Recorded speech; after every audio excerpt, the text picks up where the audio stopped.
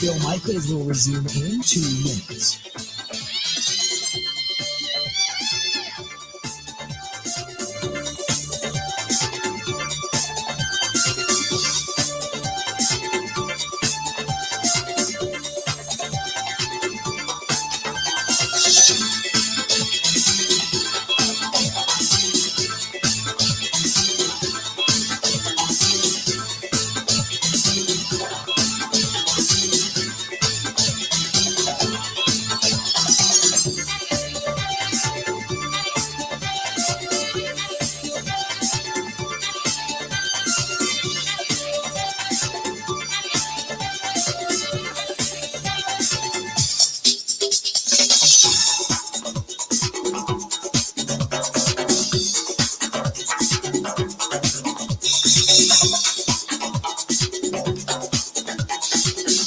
Bill Michaels will resume in 1 minute.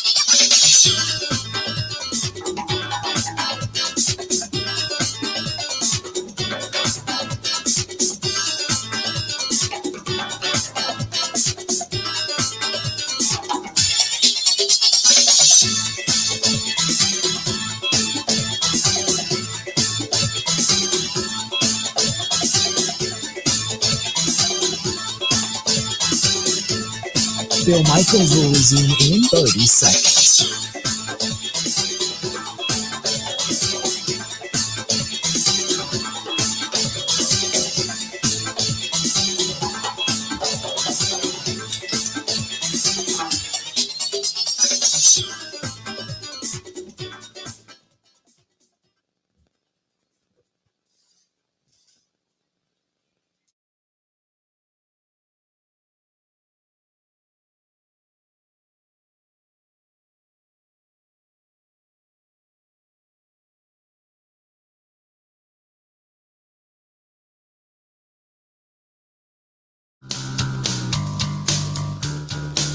Welcome back.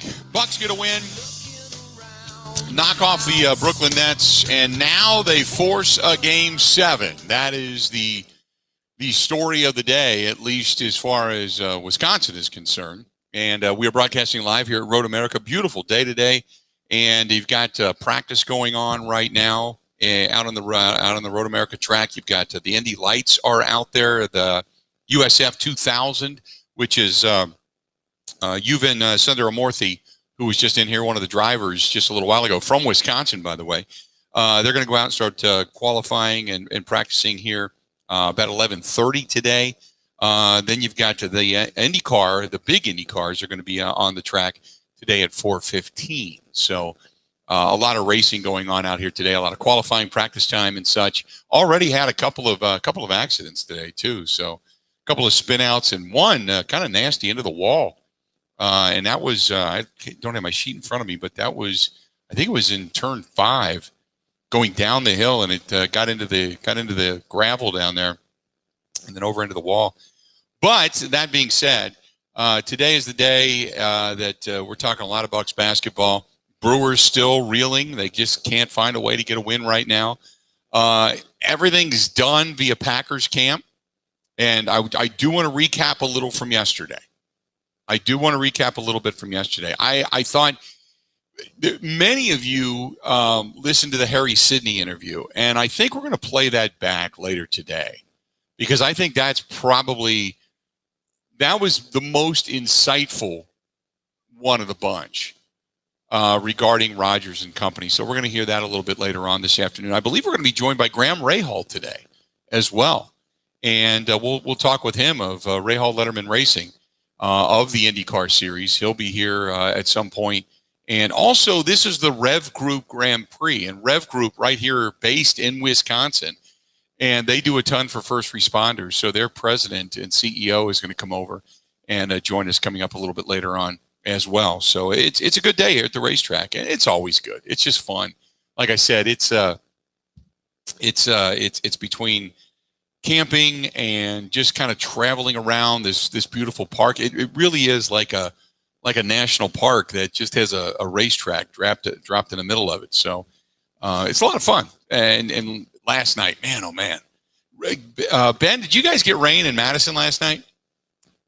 Yeah, a lot of it. Did First you? in like 2 weeks. Yeah, it was a bit. It's been a while since where I live we got rain, and we got like back in my house a burst of rain for about a half an hour, and then it was gone. So, but enough to green things up and probably make my grass grow like crazy over the next 24, 48 hours. But yeah, it was needed down there. But here, it started last night at almost. I got here. The gates closed for campers and RVs and such at 8 o'clock. I got here at 7:58. I was huffing it, man, to get here on time, to come to drive the 4 hours back from Rice Lake, get to the house, get the RV, hook everything up, and then get up here. It was quite the night. Got here at 8, and it was starting those big fat raindrops, those kinds that you can almost hear them. They sound like rocks hitting your windshield. And it started like that, and then as we pulled in, it started to rain a little bit harder. And I got everything kind of out of the car or RV, and I got the UTV off of the trailer and thought, okay, that's it for the night. And then it started to rain hard. But about 11 o'clock last night, you couldn't sleep if you wanted to. You couldn't do it. It was just coming down like crazy. And it was just brutal last night. Just brutal last night. And so it was a wild evening. 877-867-1670, 877-867-1670. So getting back into what was being stated after the fact, Chris Middleton last night, there was a question of whether or not they can go toe-to-toe with Brooklyn in Game 7. Chris Middleton thought that was rather funny. Take a listen. Yeah, there's a lot of talk about Brooklyn's big three. It's been a little bit different for this series because of the injuries. But you and Giannis and Drew scored as many points as Brooklyn's entire team tonight. You guys feel you can go toe-to-toe and eyeball to eyeball with their 3 stars? I mean, I don't know what you expect me to say. I guess yeah, you probably wouldn't say no. Man, it don't matter. Win or lose, we think we could beat anybody. Just like any team, it doesn't matter who's who. We're all NBA players. So, I mean, yeah. Right? What the hell is he supposed to say? No, I don't think we can do it. No, we're done. I mean, that's our buddy Steve Ashburner, I believe, that asked that question. And anyway, he goes on to talk about the night that he had last night. Big shooting night for Chris Middleton. Being patient, try to read the defense. I think as a group, we knew when to drive it, when to attack who. When sometimes just make a simple play. I think that's what it's all about tonight, just being solid and being patient, but playing with pace at the same time. Middleton was asked if he feels pressure because obviously of what's at stake. Game 7, this is it, do or die. You go home if you lose. If he's feeling that pressure right now. I don't think about any type of pressure at all. It's a basketball game. Simple as that. I mean, I know it's lose or you go home, but at the same time, it's just basketball. We got to have fun with it. And those moments are fun when, the game's on the line. I think, fans don't really see the real talking trash or, the real competitive spirit in open gyms during the summer times when games are close and guys got to get kicked out the court. But, that's a lot where it starts. And that's all, I go to in my mind is just thinking about, summer workouts, summertime, having fun. But now it's just an official building with people watching. Ben, do you ever believe in a Game 7 that's coming up and any player, when they say, no, I don't feel any pressure, do you ever believe them? No, I don't believe one word of that. Of course you have pressure. I feel pressure just watching the games. Like I wake up in the morning with nerves. If you're down, now, depending on your level of confidence and your ability to come back, but if you're down by 2 or 4 or 6 or whatever, and you watch a lead begin to, accumulate, and you're on the losing end of that, hell yeah, you feel pressure. And if you start to get a lead, it's not that you can breathe a sigh of relief, but, all you want to do is extend that lead because you believe in this particular case that no lead is too big. You peed away a 17-point lead just a couple of nights ago. So hell yeah, you feel, but I don't believe one word of that statement. He also talks about the confidence. Now, this is what I do believe because coming out of that game last night, the way they shot the ball, the way they played, and the way they attacked, they do have high confidence right now. Confidence has always been high, win or loss. Never get too high, never get too low. That's the main thing in the NBA season, especially in the playoffs. you got to be able to bounce back and stay strong. You know, we haven't run on the road yet, and that's the only way we knew we were going to win this series if we get it. Win on the road, and you know, it's coming down to the last game. And then PJ Tucker says, hey, Kevin Durant going to get his, but they need to make it really tough on him. Like, you just said it. He's gonna score. So how you gonna deal with this? There's nothing you can do. You can fight him as much as you want. He's gonna hit some crazy shot. He's gonna score a lot of them. It's gonna happen so much. I gotta switch it up. I gotta give him different looks. I can't guard him the same every time. I pick him up full court sometimes. Sometimes I fight over. Sometimes I try to get under. Sometimes I try to do everything I can to try to give any type of advantage to make him not score, but he's gonna do it. So I don't get frustrated. It's gonna happen. You gotta go next play, next play. What we can't do is get frustrated with him scoring. Now people start trying to help. And now everybody else starts scoring. And that's when it gets ugly. That's when game 1 and game 2 happens. So my job is to keep him in front, fight him as much as I can, and make sure that nobody else has to help so they can stay home on their man. That's my job. This is the best. Listen to you want everybody to think this way. Listen to Tucker and his response to talking about playing in the postseason against Kevin Durant. It's the playoffs, man. Like, I don't know what people think. Like, we dream about this our whole lives. Like, I dream about being in the playoffs, guarding the best player in the world. Like, that's like, this is what, like, I'll die out there. Like, I'm living my dream. I'm not backing down from nothing. I'm fighting for every inch. There you go. That's what you want. That's what you want out of your guy that's going to play defense. He ended up with a plus 30 last night in the plus-minus category when it came to the value of his play on the court. That's PJ Tucker. We got an hour down, 3 yet to go. We are broadcasting live at ROAD America, and a lot coming up today. You've got qualifying out here for some of the lower levels of racing. IndyCar practice coming up at 4:15. IndyCar Series qualifying tomorrow at 1:30. Practice tomorrow at 4:30. The green flag drops on it at 11:30 on Sunday morning for the Rev Group Grand Prix. Stay tuned. We got a lot more coming up at the Bill Michaels Show right after this.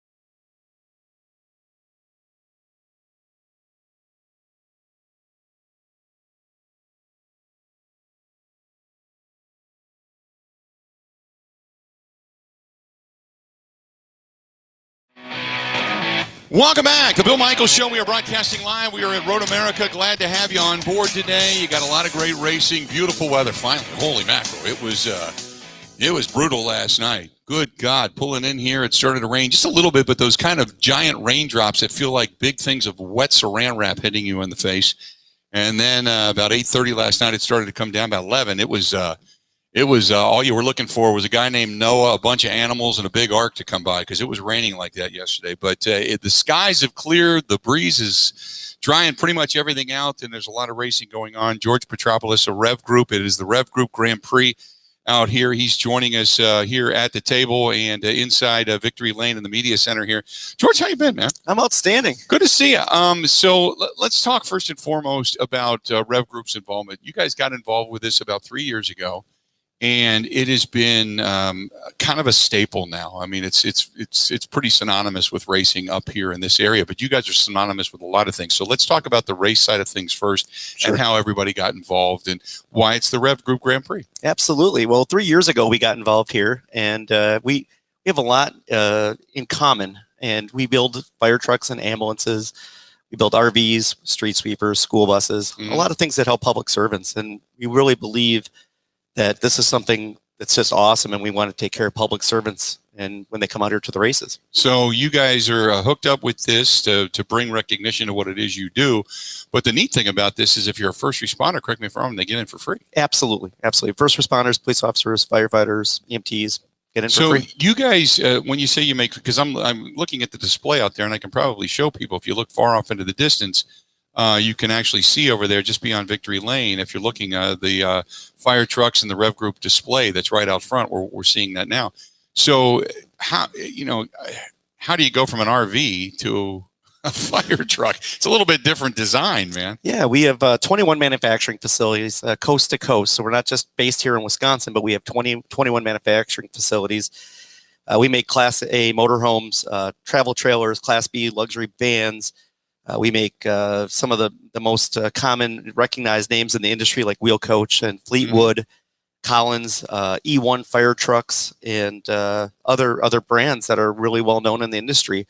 But we make it all, and we take pride in being one of the leading designers and manufacturers of specialty vehicles. So why IndyCar racing? Why this? Well, 3 years ago, we felt that it was really important to step up and take care of public servants in a different way than just being a great provider of vehicles for them and for the RV market, folks that are out here camping and glamping, as we say, out there.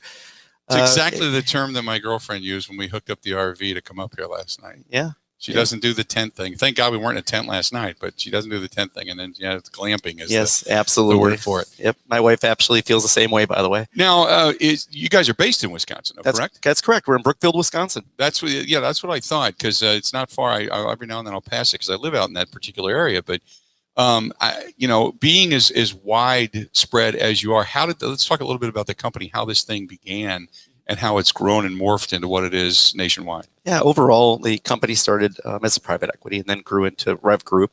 And they had many different types of things, but they stuck with the wheeled vehicle side of the house. And that's why they make commercial vehicles like city buses and school buses. And also, like we call it, nickname is yard dogs, but they're trailer transfer point little trucks that move trailers around in yards. And it just grew into this company that takes care of our customers in very specialized units. That's why we pride ourselves in designing and manufacturing of specialty vehicles. I just did a live stream the other day with Bill Davidson from Harley Davidson. Good friend of mine. Yeah, and I told him we were coming up here, and he was talking about small businesses, and he was going through the history of his family and the startup of their company and how they've gone globally. Similar stories when you talk about Rev Group and where it comes from and where it's grown. And it's neat when we can highlight a lot of these big businesses that have gotten to that point that are based in Wisconsin, that are right here in our own backyard. Absolutely. Bill Rendunzel's a great guy. I've worked with him for about 18 years, and he's just amazing there at the museum. And if you got to go in where I saw your video, what an amazing place, huh? Oh, it was great. It was absolutely great. Do you ride? I do. Oh, what do you ride? Ultra Limited. Do you really? Yeah. Okay. Yeah, enjoy riding. Okay. It's awesome. A motorcycle policeman in my former life. Is that right? Yeah. So can you do the courses? Yes, sir. How many paddle boards have you worn off of your vehicle then? Off of your motorcycle? because that's always been amazing to me. I ride a road glide. Outstanding. And I'm one of those people that I don't go too far over to, but you guys can do amazing We things can work with with you. Yeah. I got some friends. We'll take care of you. Okay. That would be, see, this is a whole different avenue. I mean, it's great talking Rev Group, but I had no idea you were a Harley enthusiast too. Oh, absolutely. There's a few of us at the company that are, and we're just honored to live in this great state and have so many cool things to do. Are you from here? I am. Originally? I am. I grew up in New Berlin. Now live in Muskego. Oh, and, wow. Okay. Love it.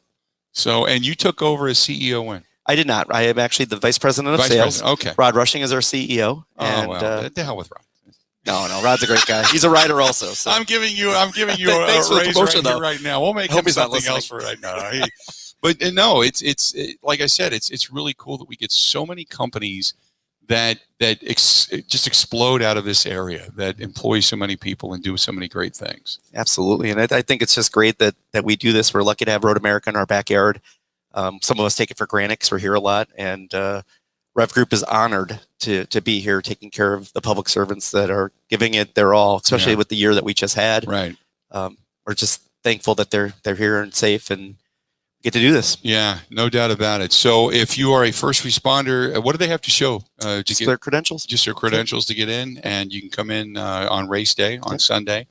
Like I said, campsites, trailer, RV, all that stuff, everything's sold out. Tickets, though, for the event, you can still come in. There's still plenty of ample parking here, and all you got to do is show your badge, and you're good to go. Absolutely, and don't forget to come get if you're a public servant, come over to our display area. We're giving out Rev Grand Prix hats. Okay. Until they run out, and we'll be over there talking about our products. If anybody wants to see anything a little closer. Perfect. And then you guys, you're not down the straightaway here, are you? You guys are sweeting it this year, or are you down doing both? No, we're sweeting it up here, and then we're also out here on the display area where most of us want to hang out. Okay, because you guys had a hell of a setup a couple years ago. I was here last year. I didn't make it first year. I heard the first year. 2 years. Also, they had that double deck bus, and they had the carpets out and white leather couches. Right, I mean, like right at the fence, white leather couches that you could just watch the cars go by. You'd be like, here it comes. Pew. Okay, and then you go back to drinking for a couple minutes. And here it comes. Pew. Serve great food. I'll say that. I don't know who was cooking for you, but most likely Saz's. You know, another great Wisconsin business. It was. Well, yeah. You know what? Now that you mention it, yes, it was Saz's. They had the mozzarella sticks, which are a staple, and obviously the ribs, and then they had a lot of other stuff along the way. But as a matter of fact, it was great. Yep. So appreciate it, man. Absolutely. George, thanks so much for stopping by. Ride safe, and I hope to see you out sometime. Absolutely. On one of the rides. Now, do you guys do a ton of first responder stuff? Do you guys do a lot of veteran stuff as well? We do. I'm a veteran also. Okay. My boss, Anu Prakash, is a veteran. A lot of our staff is veterans. So we really try doing, doing That's things awesome. for other folks. And that obviously makes a lot of sense with the police officers, firefighters, and now we got to responders. talk, because I got to get you involved with us over at Fisher House. Yeah, Got absolutely. to do something. Yep. Now you got my wheels turning. This is a whole different area. I didn't think we'd go with this. I thought we talked some racing and other crap, and this is a whole different area. This is great. We'll have to go for a ride and talk. Absolutely. And we'll go for a ride. We'll sit down, have a beer at the end of the night, and call it a day. Sounds great. George, appreciate it very much. Thank you Thanks so much. Appreciate Thanks for bringing them over. Appreciate it very much. And we'll see you guys a little bit later on. Go Bucks. Afternoon. Go Bucks. Absolutely. Bucks, hopefully tomorrow night. 7 games is what this thing has gone. And we're going to hear more from the Bucks, from inside the locker room, and all that kind of good stuff coming up a little bit later on in the program. And yesterday, the Bucks get a win. The Bucks get a win. The Brewers do not. The Brewers' bats continue to ail. And it's not concerning, but it's very deja vu as to what we were witnessing early on this season, where it tends to skate in the wrong direction. You get some decent pitching, get a couple of good outings. You just need a few hits to be strung together, and they just can't seem to do it. And that's been one of the more disappointing things so far, just specifically during this losing streak, is that they've had some decent pitching along the way. They just haven't been able to produce. 877-867-1670, 877-867-1670. This is from Harbor Dave, who says, I love Road America. Enjoy your time up there. Bucks will win tomorrow night. Book it. This one's from Team Steve, who says, I hate to say it, but I am one of the people that say, wake me when they're in the finals. I don't think you're going to have to wake me up. I'm going to stay sleeping. Thanks. Great show. Our buddy Ben says, hey, big night last night for Giannis. I agree. Somebody got in his ear and said, quit shooting the threes. You have been terrible. Just stay inside. And when he's inside and muscling it up, he tends to feel it that much more, and the rest of the team does as well. He is the energy that has propelled this team forward. And there you go. That's from Ben. Ben, appreciate it. 877-867-1670. Hit us up. This is from John. John says you got to have patience with the Bucks. You had to let them figure it out. Budenholzer figured it out last night. Give Budenholzer all the credit. And if he does the same thing game plan wise in Game 7, they're going to walk away with a win. Which I agree. I think that what they figured out last night was continue to dish and work the ball inside, work harden as much as you can, let Middleton, who had the hot hand last night, continue to shoot. Don't get crazy. And go from there. Don't get crazy. This is not that hard. This is not a difficult thing to figure out. And the Nets right now just don't have an answer. Because you got a Harden out there with a bad wheel. You don't have enough talent if you don't have Kyrie out there. And Kevin Durant, you can allow Kevin Durant to get his. That's it. Nothing more. Nobody else is going to really hurt you. Green did not destroy you last night the way he beat you up a couple of nights ago. Green was 2 of 9. I told you there's no way he's going to keep up that three-point shooting. So he went off. He was 6 for 6 the other night in threes. Ended up 7 for 8 total. Last night, he was 1 of 4 beyond the arc. Had one other bucket. That was it. Total of 5 points last night. Good defensive effort. I said, go ahead and let Durant get his. Let Durant get his because the rest of the team without Kyrie, they're not going to get theirs. James Harden last night, 16 points. Nice shooting effort. He's kind of feeling it a little bit, and you're going to expect more out of him. You're going to get more out of Harden in Game 7. I can almost guarantee that. You're going to get more out of him. But he's not going to be the one that's going to kill you. You can give Harden his. Blake Griffin, you know what? He still gets boards. He gets boards and putbacks. He had a couple of them last night.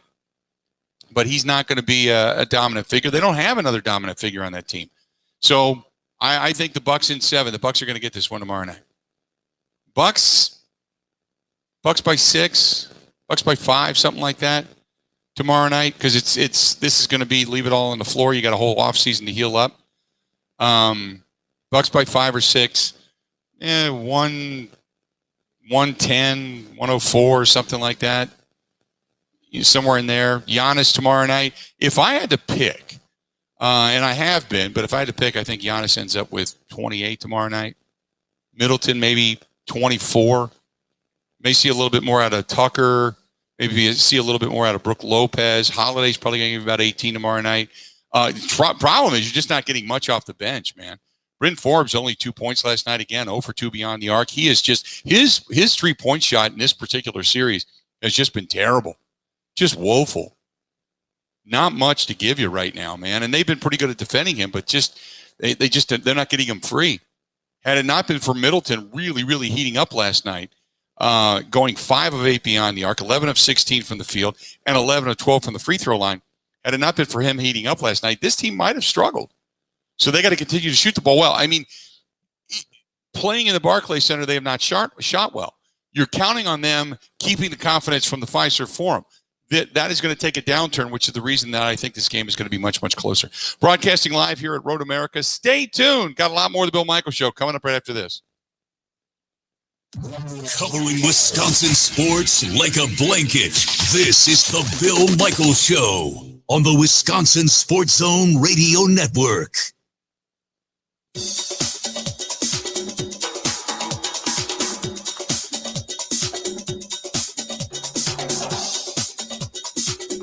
Bill Michaels will resume in 3 minutes.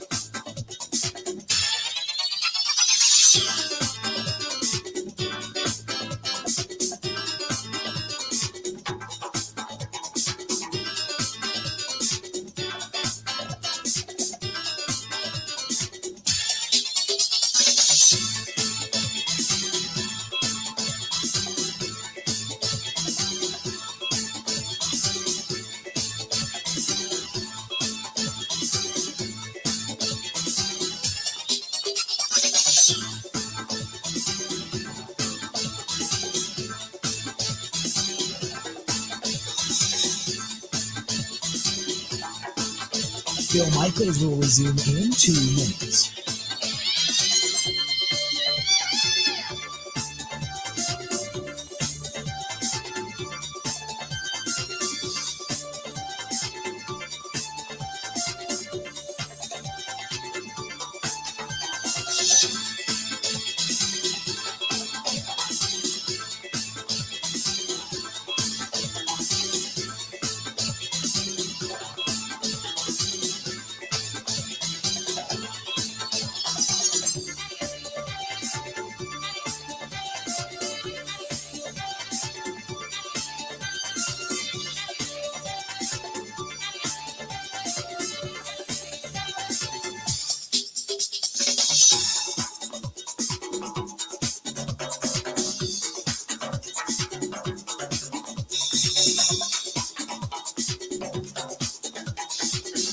Bill Michaels will resume in 1 minute.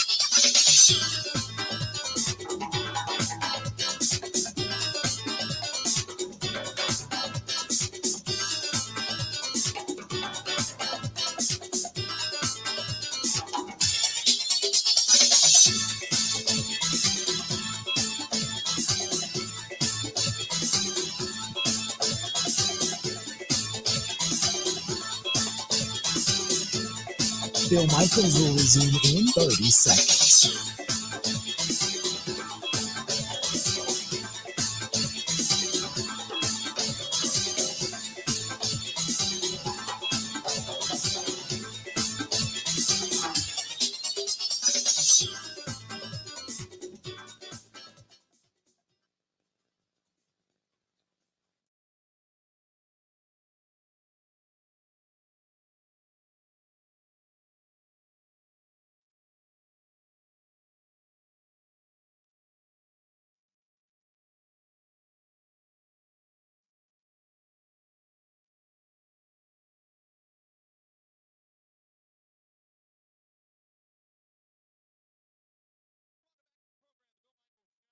Broadcasting live. We're out here at Road America. Beautiful day today. Glad to have you. 877-867-1670. 877-867-1670. If you want to hit us up, do it. 877-867-1670. Got some of the Indy Lights getting ready to run on the track. They're all lining up, getting ready to take their turn out on the Road America track. And we're going to be here all weekend. Got a big... kind of a, if you want to call it, our first real party tomorrow, as we're going to get all of our gang together. We're going to have a good time, and then sponsor party and everything coming up for the Road America people and such coming up on Sunday prior to the race. But it is picture perfect. It doesn't get much better than this. I'm looking off into the distance, standing up here in the media center at Victory Lane, and it is just blue skies for as far as you can possibly see. A little bit of a breeze drying things out after last night's torrential downpour, which I think was needed. But nevertheless, man, just absolutely beautiful. Let's get to the phone calls, though. Talking some Bucks basketball. Mike, listening to us in Sauk City. Mike, welcome to the program. How you doing, man? I'm good. How are you doing, Bill? I like great. your optimism, man. Bucks in 7. I'm taking them. Yeah, this is great. So, hey, I wanted to point something out, and maybe you've noticed this, and I know other fans have. Where's Bobby Portis? I have no We're idea. talking about the Bucks bench. Yeah, something happened. So I don't know what happened, but something happened, and they've not talked about it, but there's a reason we're not seeing Bobby Portis on the court. And, this guy... He was a dark horse for Sixth Man of the Year. The last time we saw him, he brought great energy. But he's healthy. He was shooting free throws on the court after the game yesterday. Like, he's ready to go, but there's a reason he's not on the court. So, I don't know what's going on, but something's wrong here, and it's not being talked about. And I think there was some conflict within the organization, but there's a reason we're not seeing Bobby Portis right now. Completely agree. And I wonder have no if you idea. noticed it. I have noticed it. I think everybody else has too. Anybody that's been an avid Bucks fan has noticed that Portis can't find a minute. I mean, it's not just that he's not on the court for a long period of time. He's not finding a minute. Nothing. I suspect he had there's something going on with him and Teague. We saw Elijah Bryant on the court. He was the man on the court in game 5 before anybody else came out. And that was before Portis and Teague. And again, we've seen neither of these guys. We had garbage minutes yesterday, and neither of these guys are on the court. So I follow Bucks pretty closely in some of the talk. I heard that Teague was in an argument at some point with, oh gosh, I can't think, one of the other Bucks players, and the team bus left, and he was left standing there. And this was like several games ago already. So something's going on, though, that's not being talked about with Bobby Portis and probably Teague too. But just wanted to point that out. I'm, you know what, if they can just hush all that talk and win this game, you know, despite, you know, something going on, absolutely great. You know, everyone's a little down on, I think everybody's taking the stance that, you know, this is Bud's fault for not playing Portis, but he might just be controlling, you know, a situation or keeping it on the down low. And in that case, hats off to Bud for, you know, winning some games and keeping some internal, you know, drama, you know, under wraps here. But right. I'm pretty sure something's going on. That's my 2 cents. Go Bucks. I'm glad they're doing it regardless, but like, it would be nice to see Portis. Man, I like that guy. You know, he brings fire, he brings energy. I know his defense can be lacking sometimes, but he's still a step up of Forbes. So, I hope we see him. Yep, me too. Well, thanks, Bill. Appreciate it, pal. Talk to you soon, buddy. Yeah, no, he's 100% correct. I have no idea, none, why all of a sudden Portis, Teague, you can't find the court at all. When Portis was a guy that was being used quite a bit throughout the season. I mean, there was times where he played well, and he was finding consistent minutes, and sometimes would play probably more so than he should have. And now you can't find him with a magnifying glass and a team of guard dogs. He gone. So yeah, something had to have happened there. And it's going to be interesting because you wait and see what the end of the season brings, and all of a sudden, if these guys are still part of the team, if they decide to deal them away or what they decide to do, but completely gone. 877-867-1670. By the way, Ben, you put up a Twitter poll, correct? Yeah, I did. So the poll is what? I asked, what is your level of confidence in the Bucks? Now, you can't really go specific percentages because everyone's going to be all over the map, but it's either very little confidence, you're right in the middle, or you feel pretty good. And right now, pretty much half of the people who have responded are right in the middle, 50-50. It's anyone's game.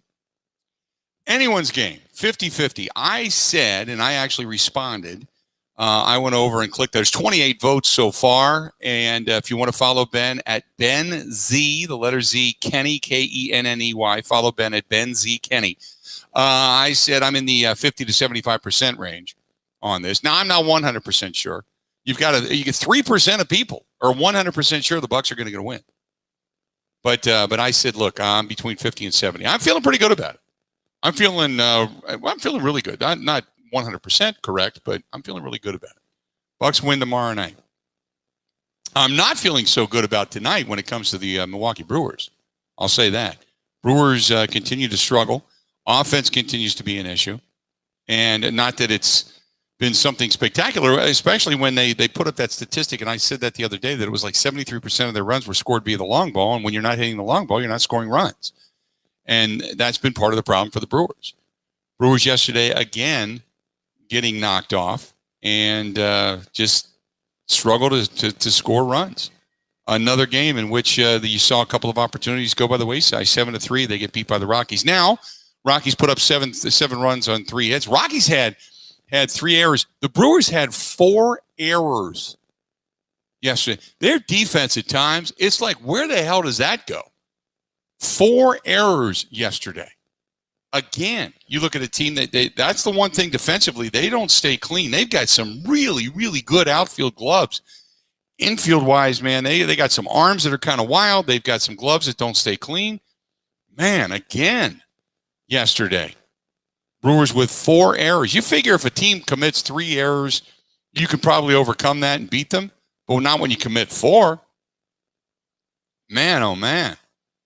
Just another struggle in a season that's been relatively strange, even by the Rockies.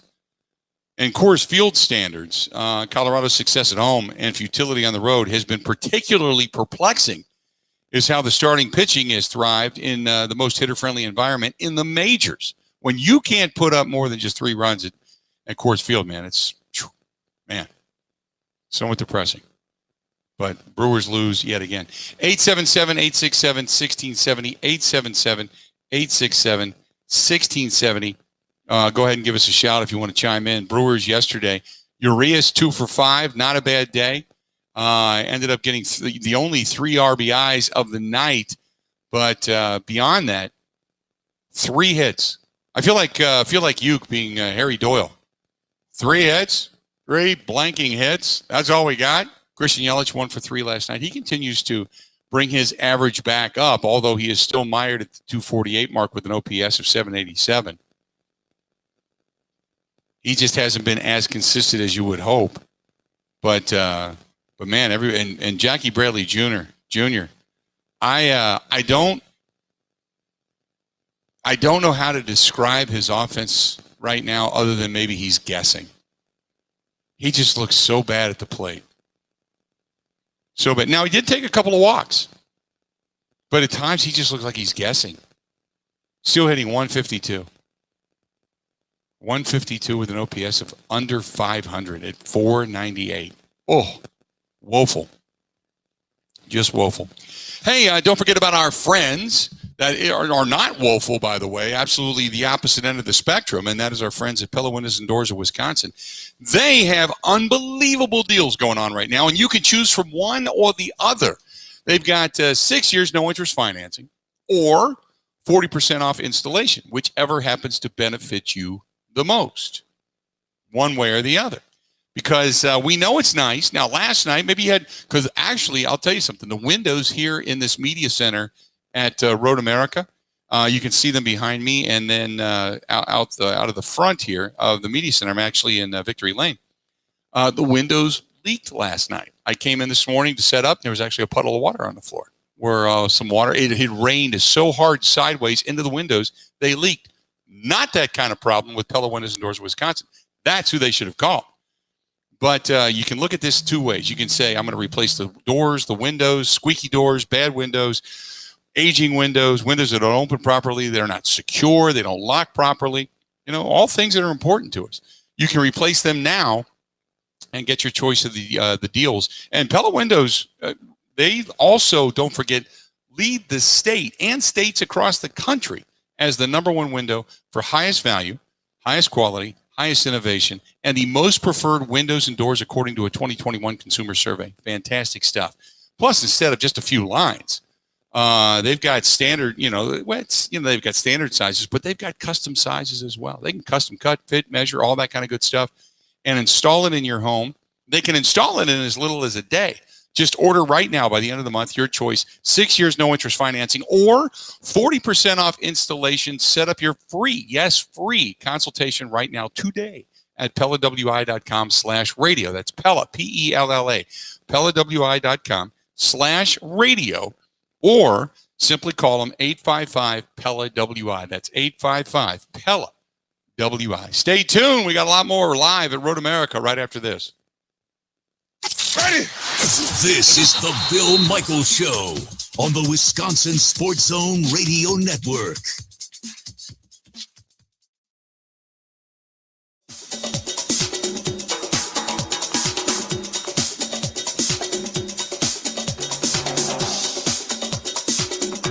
Bill Michaels will resume in 5 minutes.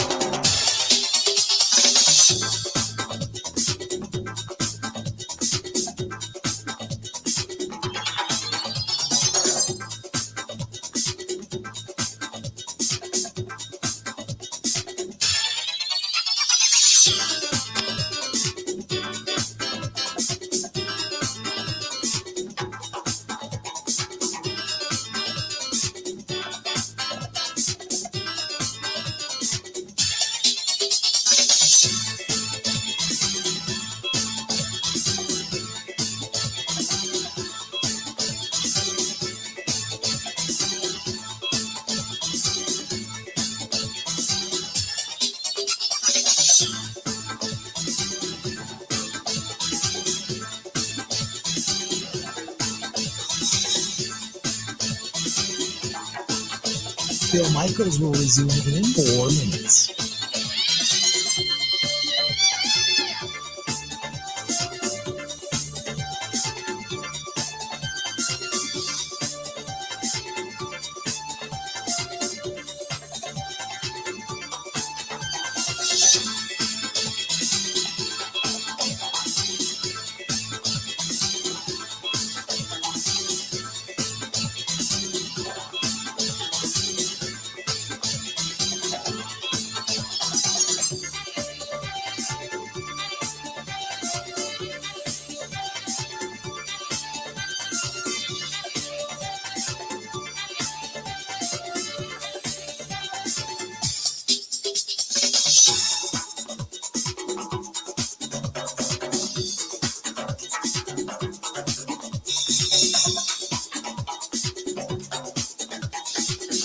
Bill Michaels will resume in 3 minutes.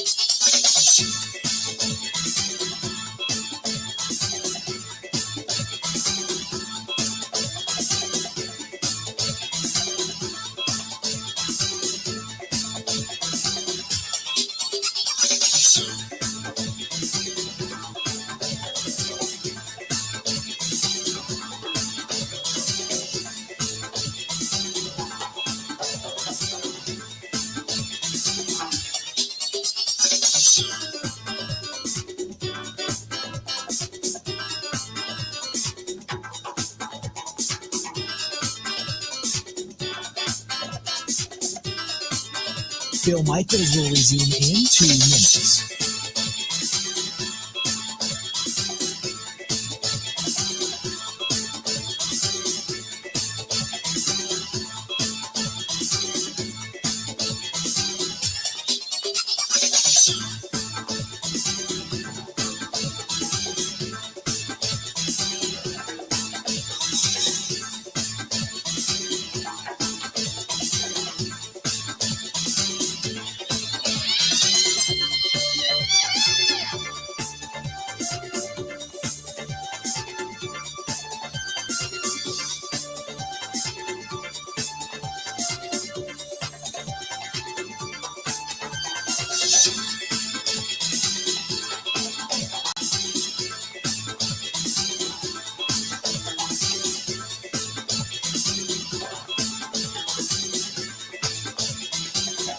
Bill Michaels will resume in 1 minute.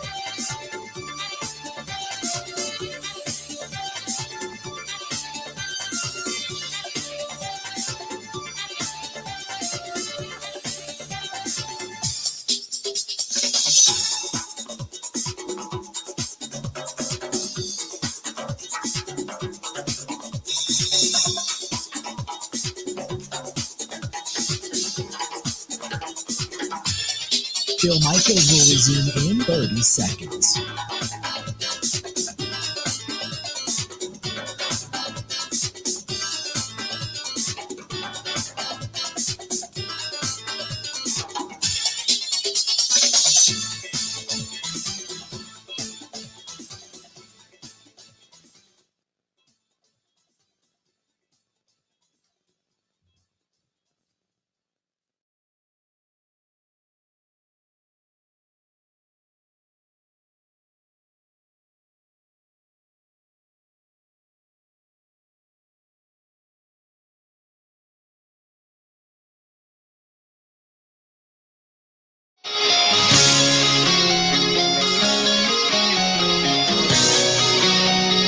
The Bill Michaels Show continues, and it's a beautiful day. We're out here at ROAD America, but we're talking a lot of Bucks basketball, Brewers baseball, or lack thereof.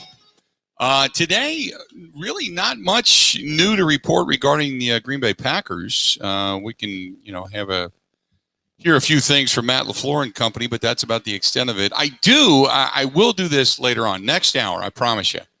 In case you missed it yesterday, Harry Sidney had some things to say regarding the Aaron Rodgers situation. This is from a guy that was inside those locker rooms, that's played on championship teams, and he had some very poignant things to get to. So That's coming up later on. For those that missed it, I had a lot of people react to that, and I thought, you know what, we'll bring it back. We'll do that. So, for those that may have missed that yesterday, you're gonna hear Harry Sidney, the former Packer, talk a little bit about what his thoughts are regarding this whole situation. As you can see over on the monitor, if you're watching on the Bud Light live stream, they've got more practicing going on right now out there on the racetrack. That is the live closed circuit TV here at Road America. Bucks getting a win last night, and we were talking about Portis. So I thought, you know what, I'm just going to find out. I go to a friend of mine who is close to this deal, and so I texted him, and I said, hey, thoughts on what's going on with Portis. And he said, Bud decided to go to a 7-man rotation. Thanasis playing, as kind of like that 8th man. But Giannis, 43 minutes. Brook, roughly 30 minutes. Tucker, roughly 35. And they're all stretched to their max, taking up the minutes, most of the point. And I said, is there anything more? Nobody's in the doghouse? And he said, nope, not that I've heard. So, and this is somebody who's pretty close with the team. So when it comes to Bobby Portis not playing and the reason behind it, as our caller prior alluded to, Mike from Sauk City, that he heard that there were some things where, players had gotten into it or something to that extent. Usually, if that's it, you got to do something pretty bad for something like that to happen. You got to do something pretty awful for something like that to take place. So for somebody to be left behind via the bus and all that kind of stuff, unless you just have something going on and you don't make the bus. But my assumption is that maybe there were some things that went on behind the scenes, but that's all something that's handled within the team. It's just guys being competitive, guys being guys, so to speak, and then you make peace and you move on because you're all teammates, essentially.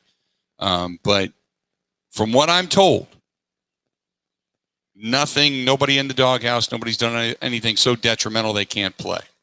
It's just that Bud decided to shrink the rotation. I don't know necessarily that to a full extent that I agree with it, but that's what was stated. 877-867-1670. Max listening to us in Viroqua on the mighty WVRQ there.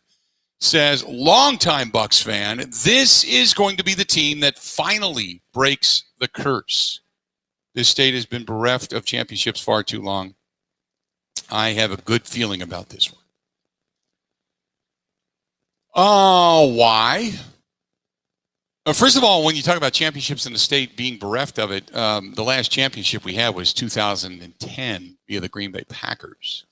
Now, if you're talking about championship hopes in the state, let's be honest. As a fan base, Packers, Brewers, Badgers, Bucks type of thing, we're kind of lucky. We have had a couple of decades where there's been football championships. Now, baseball, for a long time, as you all know, this state has been bereft of postseason, much less a championship. The championship has been elusive. They just haven't been able to grasp it yet. But just of postseason. When it comes to the Bucks have made it to the Eastern Conference Finals a couple of times, but they have not been able to hang on to, grasp that brass ring. And the Badgers, we saw the Badgers under Bo Ryan come close to winning a national title. And it seems like with Paul Chryst, they have been nothing short of fantastic, but they have not been able to take that next step. And they're hoping to very soon. So, I understand that there seems to be the doom and gloom and woe is me of Wisconsin fans. And we're really lucky in the sense that we're always talking about the possibility of winning a championship. It's just when it comes to Bucks basketball, I think, and I agree with our emailer, that this is it. This is it. I think this team can beat anybody if they get past Brooklyn. Now, I personally would love to see them get past Brooklyn at full strength just to give me that much more confidence. But I think they can beat anybody if they get past Brooklyn tomorrow night. I think they can win a championship. That's when you really start to, as a fan, you start to take your fandom, so to speak, and you put it out on the ledge because now you're ready to look over the fence. You're ready to go, okay. Oh, do I even dare to dream? I think I do. And I would agree with you.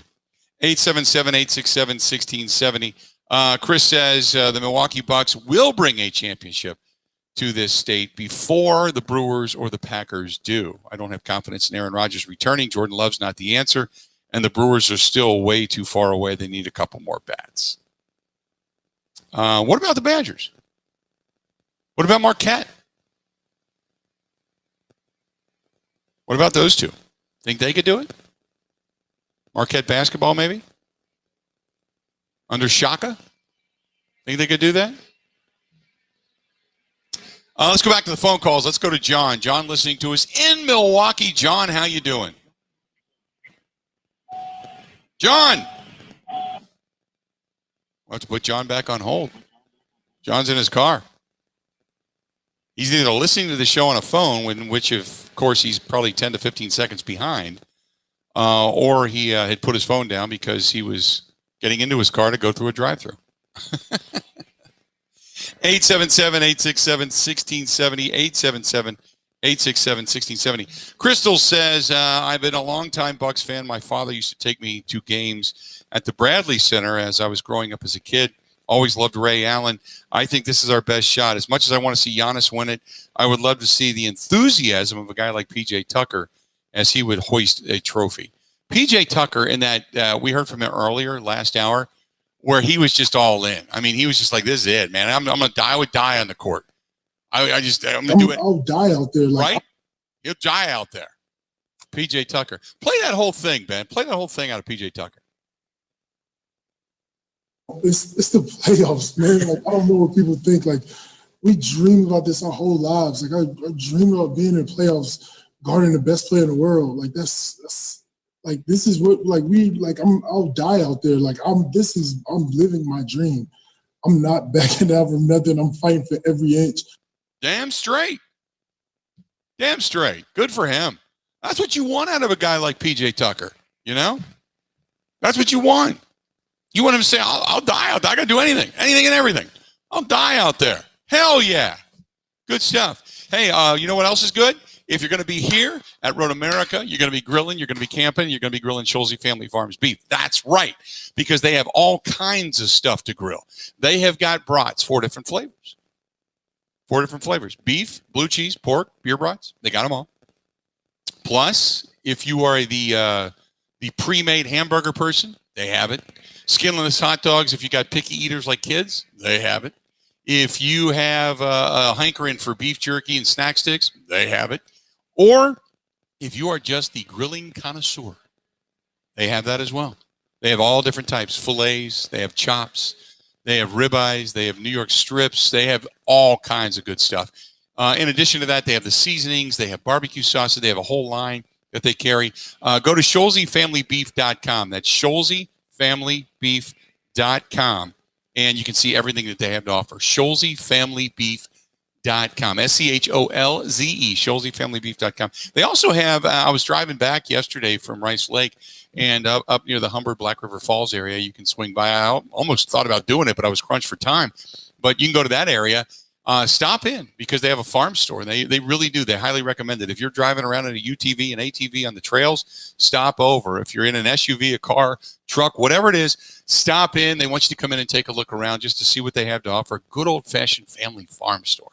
But as they say, from their family farm to your family's table, that is ScholzeFamilyBeef.com. SCHOLZE, ScholzeFamilyBeef.com. That's ScholzeFamilyBeef.com. Let's do this. We'll step away. We'll come back. We got a lot more broadcasting live at Road America. Beautiful, picture-perfect day. A few more clouds have come into the area. Just those big, high, wispy-looking things. Like I feel like that Happy Painter where he goes, a little brush stroke here, a little wispy one here. That's the kind of clouds we have here today. Stay tuned. We got a lot more of the Bill Michaels Show. It's coming up next. This is the Bill Michaels Show on the Wisconsin Sports Zone Radio Network.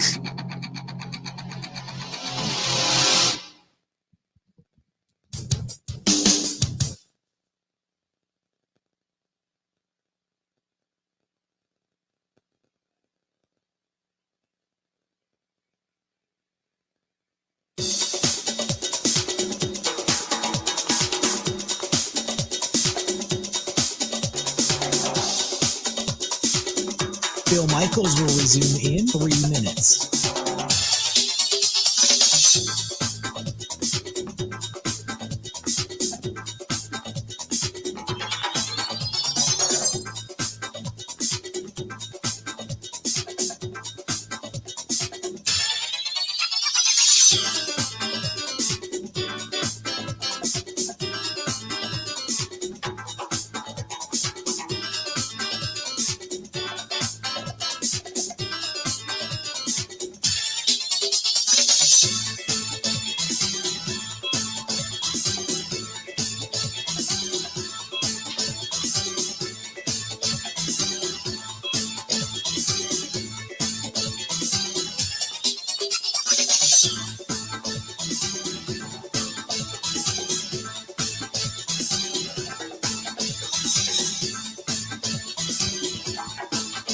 Bill Michaels will resume in 2 minutes.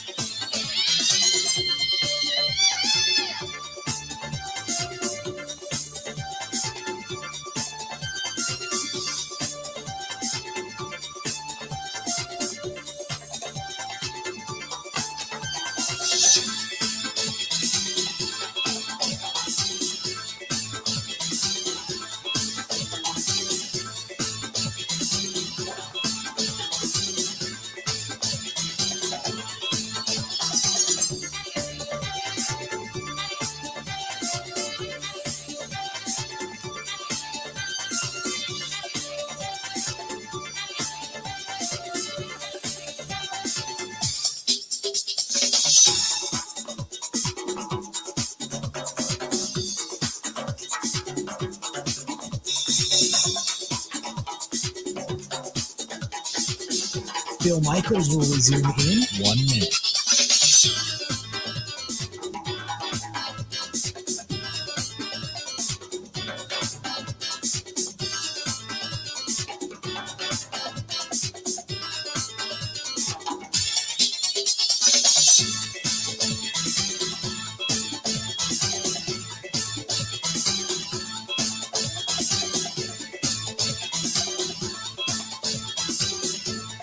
Bill Michaels will resume in 30 seconds.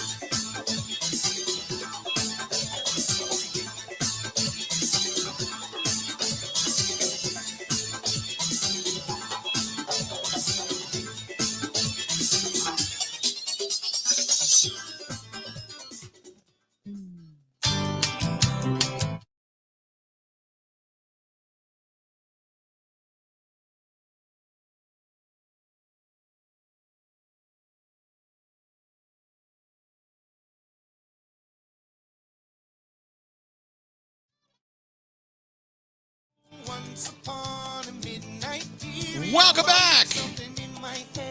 Bill Michaels Show broadcasting live, and here on the Bud Light live stream, as you see the cars coming off of the track. They're not the Indy cars. They are the USF 2000 Q1. They're qualifying on right now. And you can see them passing by Victory Lane as they come off the track and then head back to the pits. So you can see them over on the Bud Light live stream. But we are having a great time. We are hanging out here at Road America, Elkhart Lake, Wisconsin. Beautiful day, warm day, breezy day.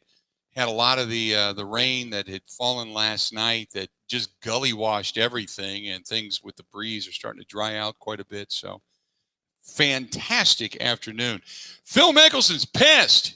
He's pissed. You know why? Cell phones, social media. Can't deal with it. Mickelson visibly, and you could hear him, as a matter of fact. You can hear him drop a couple of profanities as well. Visibly upset. Go back to the 13th hole yesterday. 3 times he backed off of a shot from just off the fairway and kept asking people, can you just turn your cell phones off? Switch the cameras to silent. After the third time, police were summoned and basically started removing people. This has become a problem in golf. Now, let me say this. You hear arenas get unbelievably loud as the game is on the line and free throws become prevalent. You hear crowds explode with 2 outs to go, bottom of the ninth. Your team's up by a run. You're looking for your closer at home to put it away. You can hear them going crazy. You can hear on 4th and 1 in a big game when crowds are just at full throat, as our buddy Wayne Larrabee likes to say, at home, doing everything and anything they can to distract the opponent. But in the world of golf, silence is required. I've always said, you really want to screw up an arena? Shut up. Don't say a word. Make it to where you can hear a mouse fart and put a guy at a free throw line so he can hear the echo of the ball bouncing off of the hardwood. Imagine how deafening that silence would be. It'll never happen, but you get the point. But yeah, Phil Mickelson, PO'd. He said it's part of professional golf. You have to learn to deal with it. I don't understand why you just can't turn that little button on the side into a silent button. I probably didn't deal with it internally as well as I could have or as well as I needed to. It's part of playing the game out here at this particular level. Certainly, I didn't do the best job of dealing with it. Mickelson did not have a good day yesterday at the U.S. Open. Just saying. U.S. Open, as a matter of fact, we have not checked in via the U.S. Open yet today, and we'll give you the updated leaderboard. But Russell Henley, who doesn't tee off until a little bit later on, he is at 4 under par. Louis Oosthuizen, 3 under, one of the more recognizable names. And there he is, the guy that was told to go home and give up $1.6 million after he ran into somebody who knew somebody who thought he heard from somebody who had COVID. John Rahm, a couple of shots off the pace. Brooks Koepka, who finished the day at 2 under par, he tees off a little bit later on this afternoon as well as Xander Schauffele at 2 under also, and it kind of goes down from there. So that was kind of the way things ended up at the U.S. Open. Bubba Watson, even par. Rory McIlroy, even par. And go on down from there. A guy that was near the top of the leaderboard, Siwoo Kim from Korea, he tees off later today. He also fell back to even par. Sergio Garcia, one over for the tournament, teeing off later today. Bryson DeChambeau not having a good day. He was even par yesterday, 4 shots back right now. And you look at Dustin Johnson, who is 2 over as well. Matt Kuchar, 2 over. By the way, the cut line has been projected at +2. So anybody with +2 is going to make it. Everybody beyond that will not. And Phil Mickelson sitting beyond that cut line. Tony Finau at 3 over, only 1 shot via the cut. And then you keep going down from there. Phil Mickelson was +4 yesterday. And he tees off later on this afternoon. So lefty not having a great day. He didn't deal with the camera incident very well. But you look, you're not going to blame the camera incident on his poor day yesterday. He just didn't hit it. He just didn't hit it very well. I will say one thing. Is it anybody else about golf notice this? Golf has fast become, it has always been drive the ball as long and as far as you can, right? And we all know that because we go out and we spend money on the drivers. We buy the R7, the R5, the R6, and you go up from there. You buy the M driver, you buy the R series driver that's now like R48 or whatever the hell it is. You've got the slide. Remember the slide when that first came out? You got every big-headed titanium bouncing trampoline effect driver that's on the market. And we're spending hundreds and hundreds and hundreds of dollars on these clubs, right? Correct? Has anybody noticed besides me that half of these golfers don't hit the fairway a majority of the time? If they hit 14, 10 fairways, they're not doing a bad job. You throw in the par 3s, 4 par 3s, 4 par 5s, and the rest par 4s. So you take out the par threes in an 18-hole golf course. So now you're down to 14 holes. You hit the fairway 7 times. That's not a bad day at the office, as long as you're not sticking it into the corporate tens. The more I watch, the more I wonder. You know what? I'm not that bad. Now the irons game is not good. They can put that ball and make it dance and do all kinds of things. But I'm sitting there thinking to myself, it's not about driving. And for as much as the long ball hitter and the guy that hits it 380 yards down the fairway and it rolls to the bottom of the hill and they're only 90 yards out, that type of thing, that's great. But it's your approach shot in the world of golf. It's all approach and putting, period. And you drive for show and you putt for dough, but really it's your approach shot. I'm watching these guys hit out from underneath trees, in bunkers. I'm watching them hit anywhere and everywhere on the golf course, out of hospitality tents, up against fences, out from underneath, fescue grass that's up to your, dirty areas. That's where you make your money. That's where they become so good. So Phil Mickelson, he was all over the place yesterday, but his second shot, approach shots were not good yesterday. 877-867-1670. We are 2 hours down with 2 hours yet to go. Broadcasting live at Road America. We got a lot coming up. We want to talk some more Bucks basketball. What is your percent? Ben's got a poll up. What is your percentage? What is your confidence percentage going into tomorrow night? I'm saying 70. I got Bucks in 7 tomorrow night. I'm fired up. Bucks in 7. Bucks in 7 tomorrow night. They're going to get it. They're going to get it. You, me, everybody we know are on to an NBA Finals. I mean, they'll get past whoever after that, but Bucks in 7. Do you believe it? Are you a believer? Bucks in 7. I got it.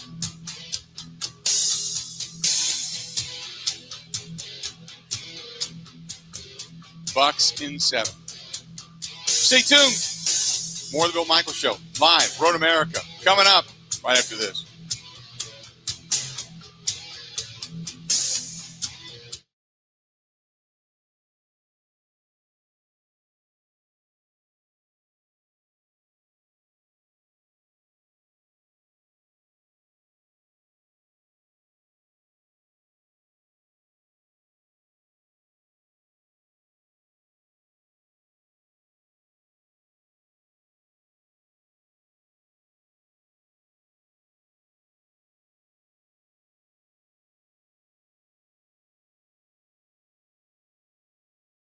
Kupo had 30 points. Since getting blown out in Game 2, Giannis says they played good basketball. Now they need one more. Since Game 3 until Game 6, we played 4 great games, and we just got to keep trusting one another, keep trusting our habits, keep making it tough for them. Unfortunately, Game 5 didn't go our way, but it was a good game. We pushed them to the limits. Milwaukee just 1-3 in their last 4 Game 7s, with the lone win coming in the Eastern Conference semis in 2001. Tip tomorrow night in Brooklyn, slated for 7:30. Turn to the Brewers. They've lost 4 straight games. That's after a 7-3 loss in Colorado last night. Brandon Woodruff gave up 5 runs in the first inning, including a grand slam. They will be back out on the field tonight, looking to get back on track out there in Colorado. Want to save even more at Fleet Farm? Well, now you can with Fleet Rewards. It's free to sign up, and there's no credit card required. Using Fleet Rewards is easy. Earn points every time you shop. Plus, get exclusive member offers, birthday and anniversary perks, free tire rotations, and more. Download the Fleet Farm app or create an account at fleetfarm.com/rewards to start earning points today. Fleet Farm, proudly serving the Midwest since 1955. Well, the Packers finished up their offseason program this week. Now it's on to training camp late next month. Coach Matt LaFleur said yesterday that they would handle training camp the same way, whether Aaron Rodgers reports or not. Things get going July 27th, and Big Ten Media Days are back after being canceled last year due to the pandemic. Conference announced today that they would be held July 22nd and 23rd at Lucas Oil Stadium in Indianapolis. With this Wisconsin Sports Zone Network update, I'm Zach Heilprin.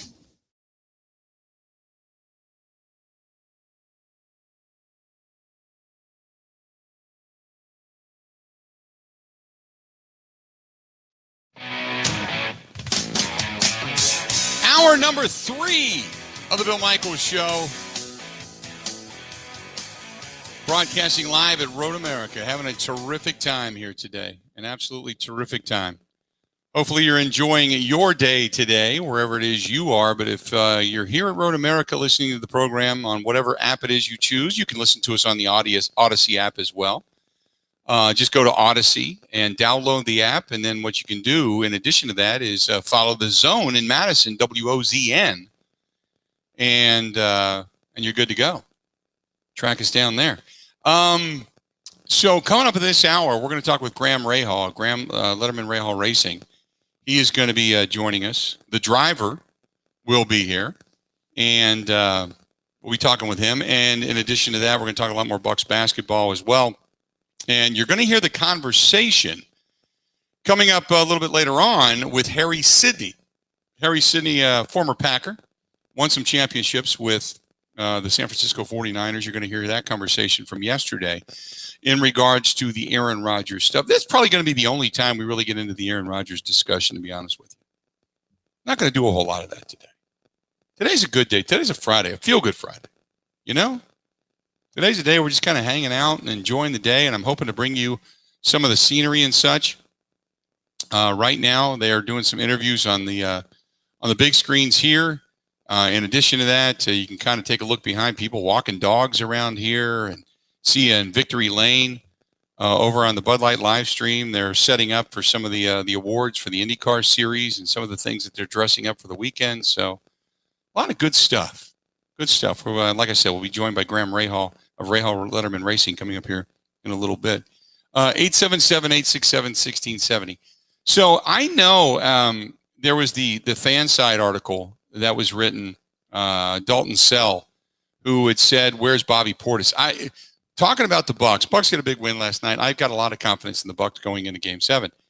But looking at this as to the where is Bobby Portis, and I'm like a lot of you. I'm like, look, this guy has had a lot of energy.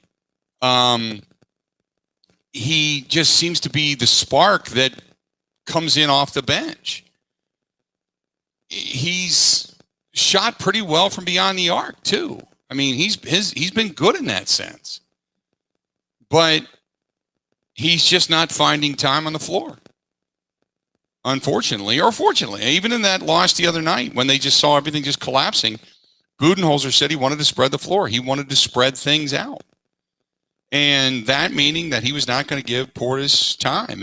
But given how just kind of stagnant that offense went the other night, Portis might have been able to give you a hand, you know?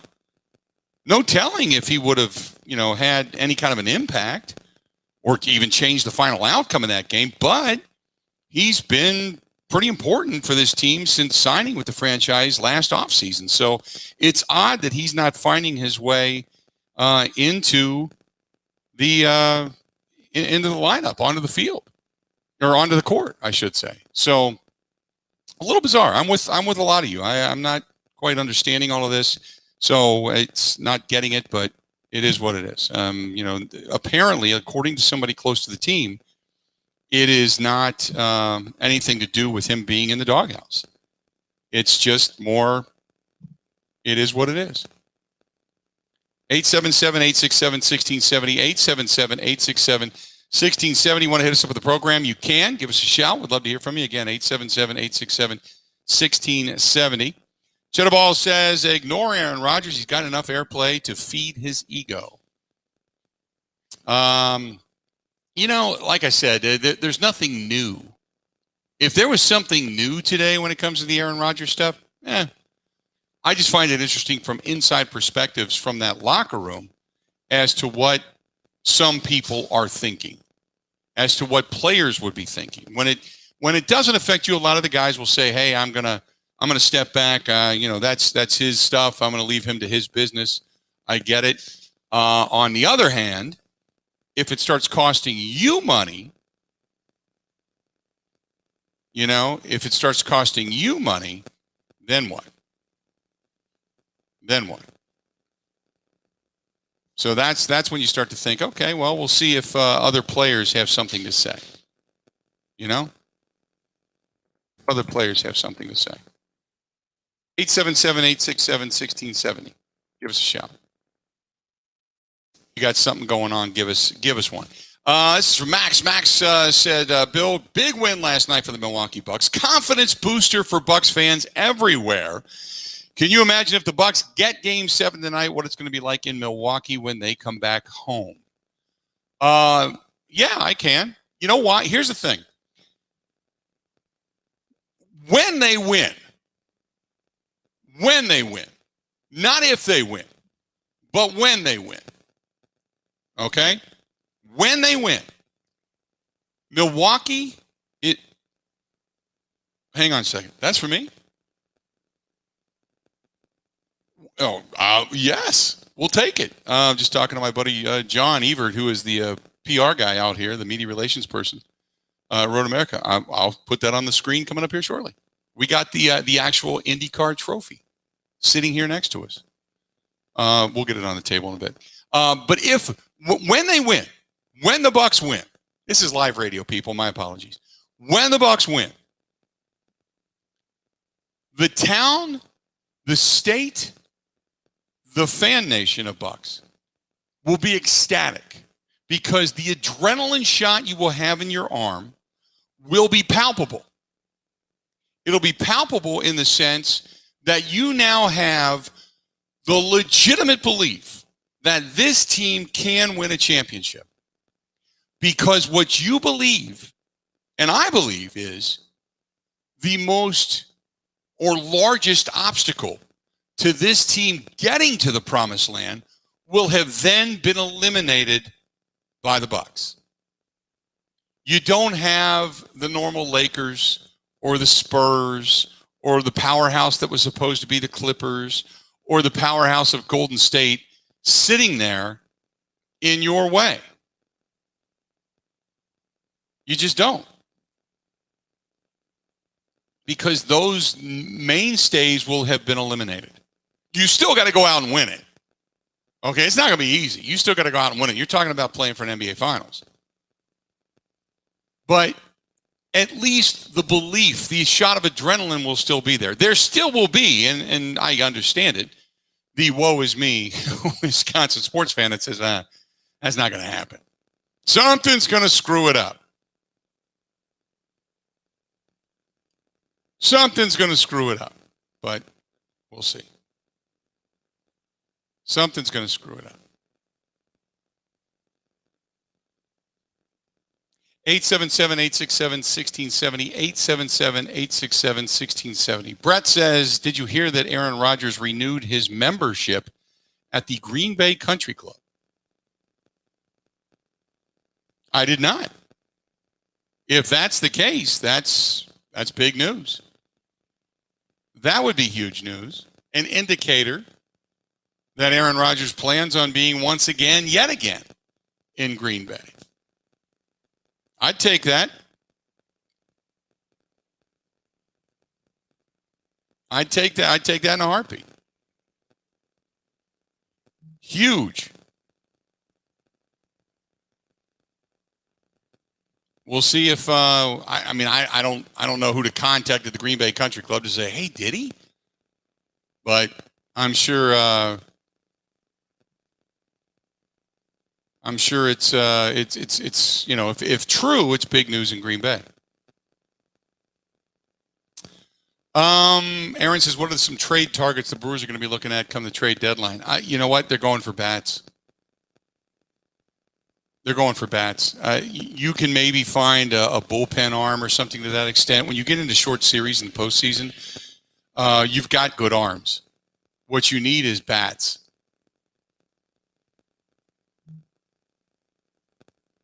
We talked, Ben, you're right. We talked about Jesus Aguilar down in Miami having a decent season.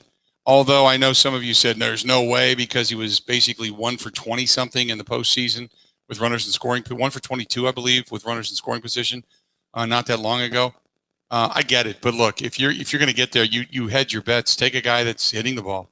I mean, that was then. This is now.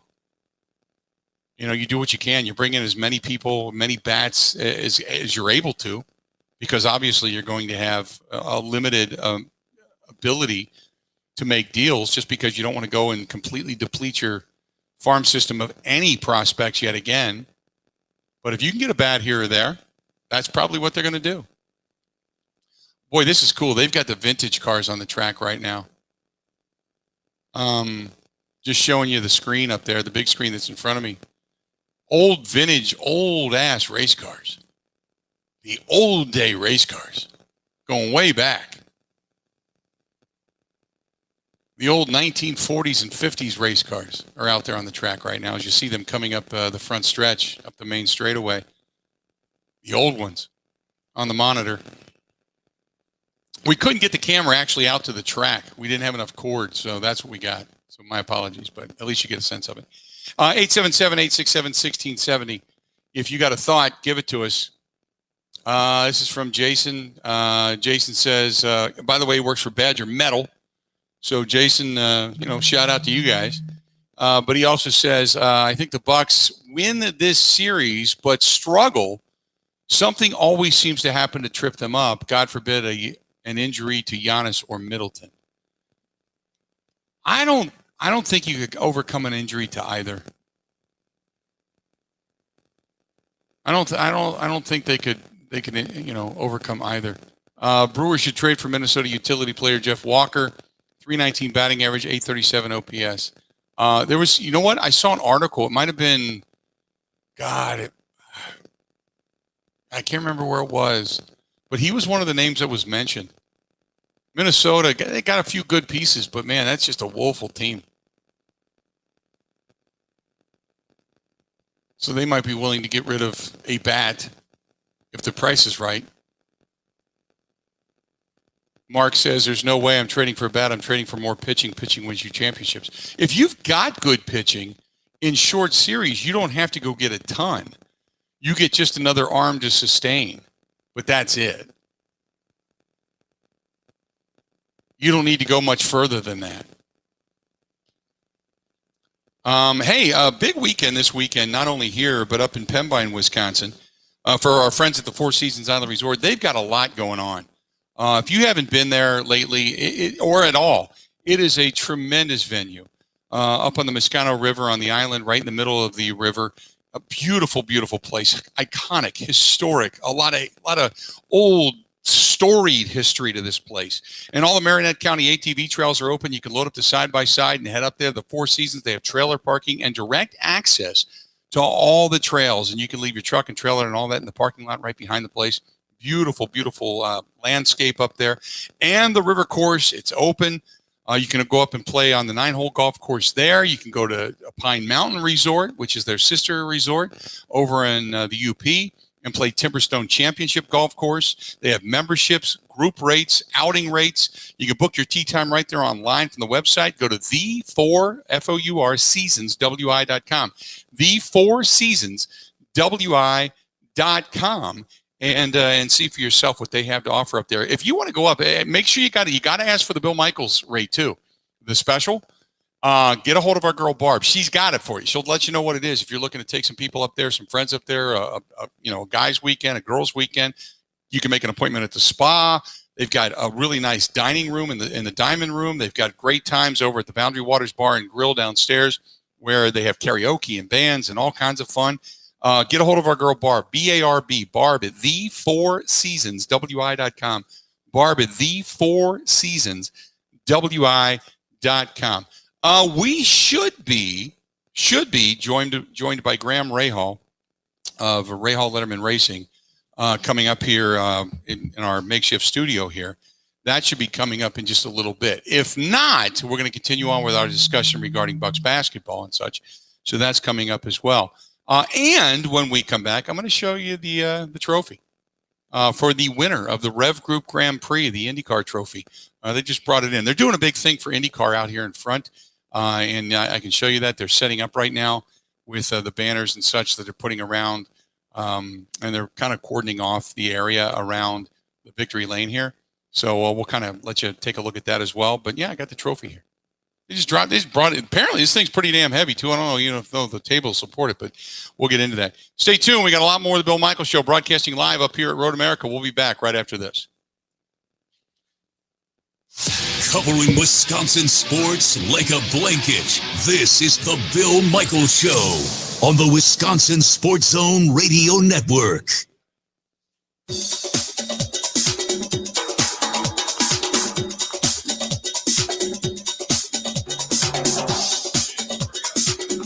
Bill Michaels will resume in 3 minutes.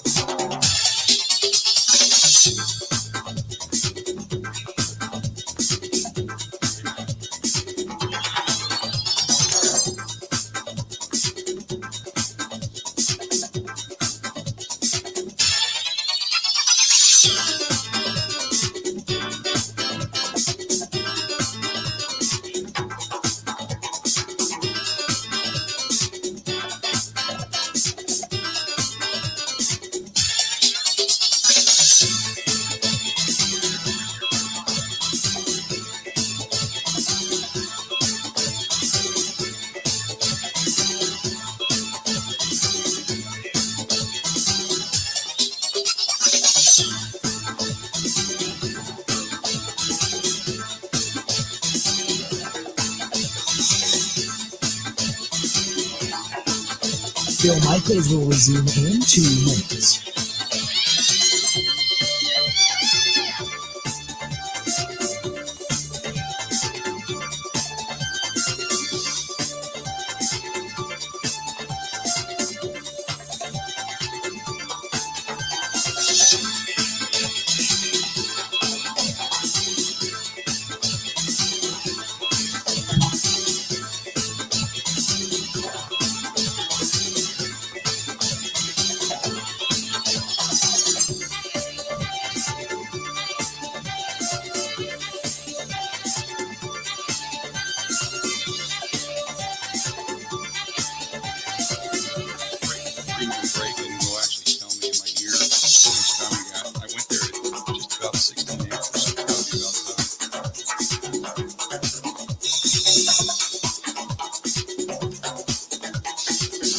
Bill Michaels will resume in 1 minute. This one will be on us, and then there's one outside on 50 lanes, one there. There's one back. Another one is on the monitor. Just tap on the monitor. No, even if you're not, who cares?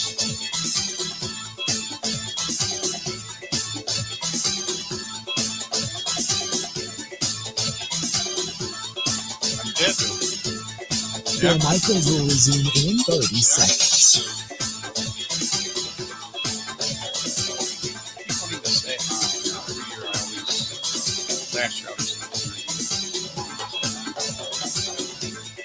The days of Robert's Bar and Grill, the nightclub up the street from the location in Columbus. Used to run that bar part-time. Yeah.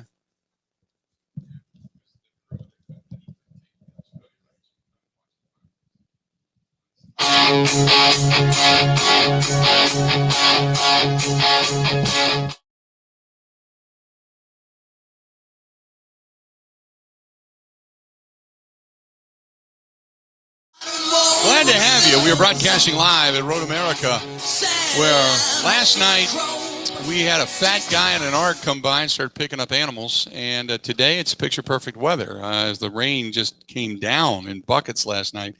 But today the sun is out, sky's clouding up a little bit, but there's a good breeze drying things out, and racing is taking place, qualifying is taking place, the IndyCar Series, the Rev Group Grand Prix, and for those watching, this is actually pretty heavy, but we're sitting here with Graham Rahal of Rahal Racing. Pretty heavy. So remember that tomorrow when you pick this up. Yeah, I hope so. Or Sunday, I should say. I hope so. I've been close here a couple times. So finished second here, first of all, third here, but never gotten this one. Good to see you again, man. How you been? Yeah, I'm doing well. Everything's been great. No complaints. Busy time of year for us with everything going on. But right now things are good. How was it going back to Indy with fans? Well, it's great. I mean, everybody will tell you that. Indianapolis thrives off of fans. Sure, there's a lot of other aspects that go into the Indy 500, but the fans are really what makes the whole world go around there. And so to have people back was huge. I know it was for fans too, it gave a real sign of normalcy in life. I think, I saw the Today Show do a big piece about how it was kind of the symbol of reopening of America, and I think that's accurate. To see all those people there, and it was it was a blessing to be involved in it, to see the adrenaline, to see the excitement in people's faces again, and now here we are, Road America. Just another step. It's great to see people out here not wearing masks. Just kind of living life, and finally, it's a great thing to see. It was, and I steal this from Roger Penske, but he had said in one of his press conferences, if you can't hold a race and socially distance at Road America, you can't hold a race in America. So well, and that's the truth. That is the truth. And same with Indianapolis. Last year, even I thought, I just don't understand it. No fans, but why not 50,000?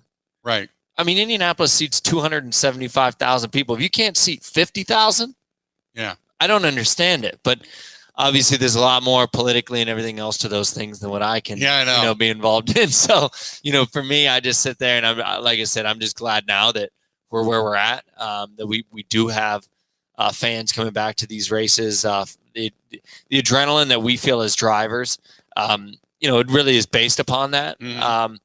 We can go out and race, and sure, when you're in the heat of the battle and everything else, your head's down and you're focused on what's right in front of you. But you miss the essence of the sport is the fans. And, when you get out of the car and there's nobody to cheer, it's a whole different ballgame. It's weird for driver introductions. Yeah. Like, well, it's weird for everything. Yeah, it's weird for everything. We didn't even do them last year. That's really why. In fact, Detroit last weekend was the first time, I think, that we've actually done driver introductions and driven around the track in the parade trucks. We've not done that in forever. Yeah. It was pretty much virtual. And so, that's even, that's great to have back. I mean, there's still things that are different. Autograph sessions there. I don't know about this weekend. I don't think so, but we haven't done arranged autograph sessions, but yet, here Road America is the first weekend where the paddock is just completely open. I guess Detroit was as well. So fans can come in, get autographs, see us, and that sort of thing. So again, another step of normalcy, which is great. But for a while, there was nothing going on. There was no contact. And again, great, for people who don't want to have contact, that's fine. But, I'm vaccinated, and, I feel like I know what our sport thrives off of, and that's to have people and particularly IndyCar racing, for not only people to come, but to also have access to the sport, to see the drivers, to see the cars. That's what makes this, really tick, and what's different and unique from some of the other styles of motorsport. And, so it's good to see it. It's indicative of where we are, because for IndyCar, you guys always do well here as far as crowds go, but it doesn't always sell out. Now, you can't sell out tickets at this place with as much acreage because you can always squeeze people in, but everything else is sold out. You can still get tickets, you can still park, but camping, tailgating, trailering, it's gone. And that's the first time in a long time that I know that for IndyCar, it's completely sold out. Yeah, we've always done well here. We've always had huge crowds here. But as you just said, when you have a 4+ mile circuit and this amount of land and acreage, it's impossible to actually sell out. You could you could fit 500,000 people in here and you could have space. So it is a little different and unique in that sense. But, for sure, I think it's been, really cool for everybody to come up here. Even on last night, I was out cruising around on a Thursday night. The camping was filling up. I expect a lot more people to show up here on the weekend and be a part of a great show. But there was a line to get in here this morning at 7 a.m. We're excited because I think that, again, like you just said, it's a sign of America. People really dying to have the opportunity to come back to races. Maybe that was a poor choice of word, but anyway, to come back to races and to be a part of sporting events. It's critical, I think, for a lot of people's well-being, and we're seeing that every weekend we've gone to. People are showing up, and if there's a ticket to be sold, that somebody's going to try to buy it, and it's pretty cool. So I got to ask you about this course specifically. We talk about it all the time. It's a road course. It's an undulating road course. A lot of ascension and descension when it comes to elevation, but not wide. It's not easy to pass here, is it? Well, it's easy to pass. When in IndyCars in particular, because tire degradation. I'm going to move this because you and I are trying to talk, and I don't want to drop it, but I'm going to move.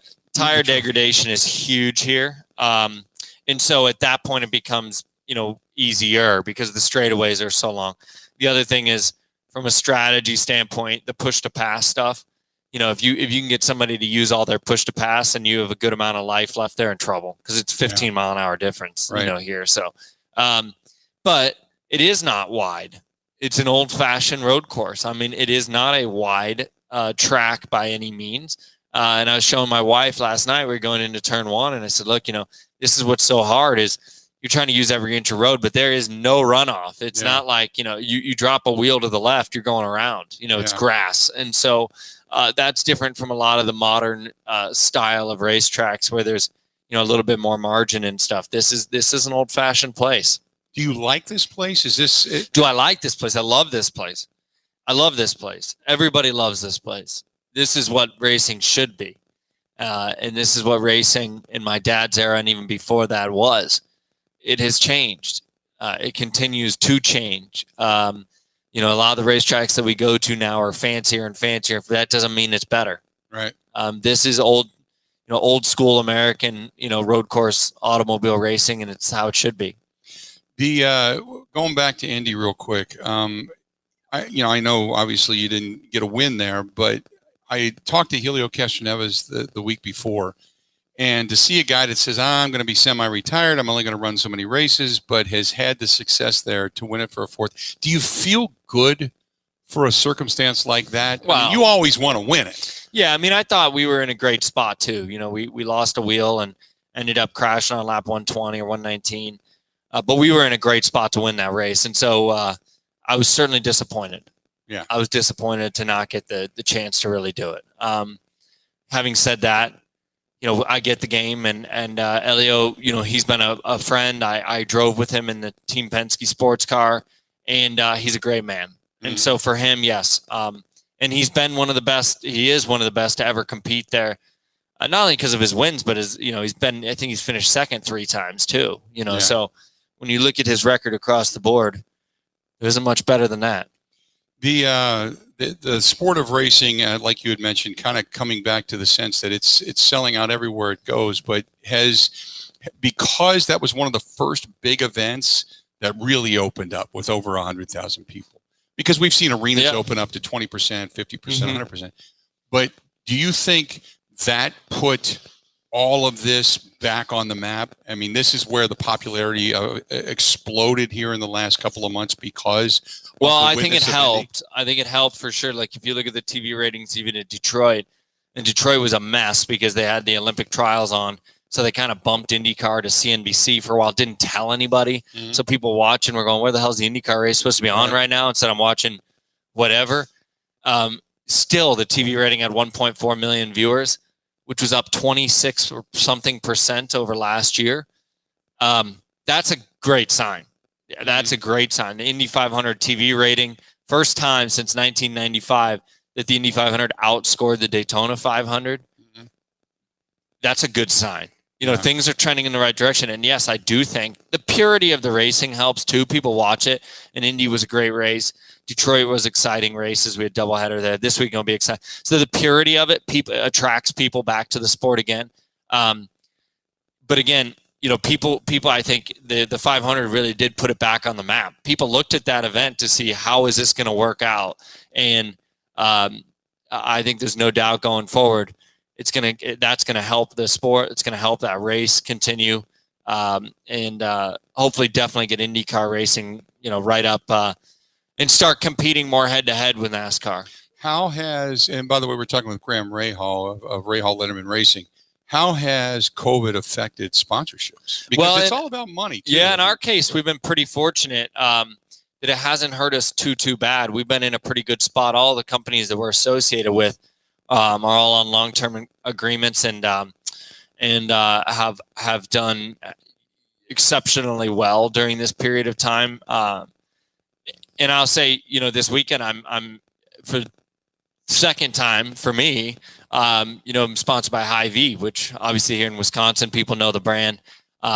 Great grocery store chain, 300 plus stores, I think, throughout this region.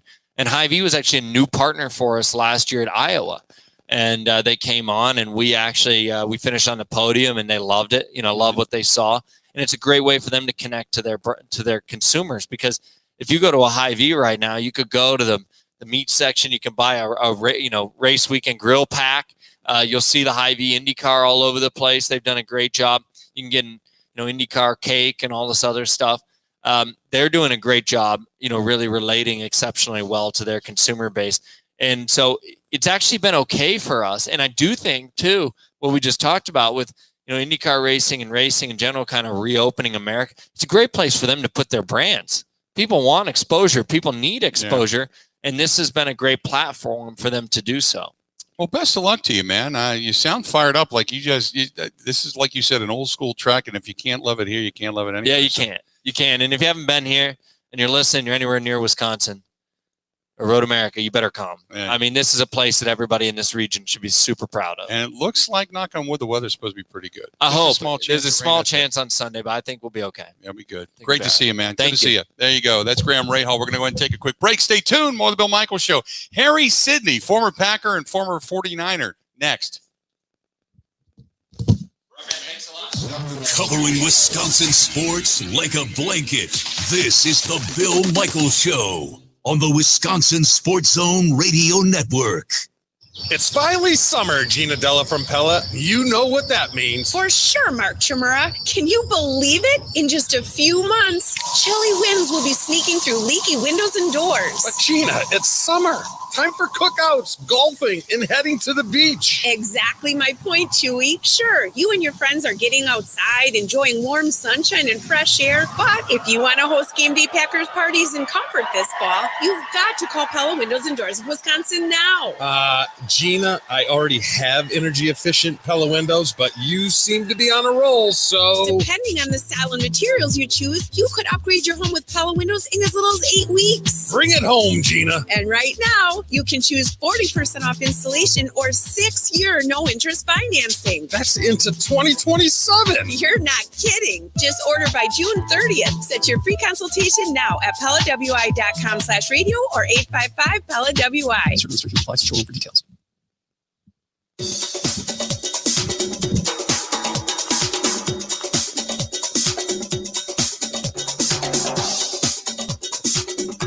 Bill Michaels will resume in 5 minutes.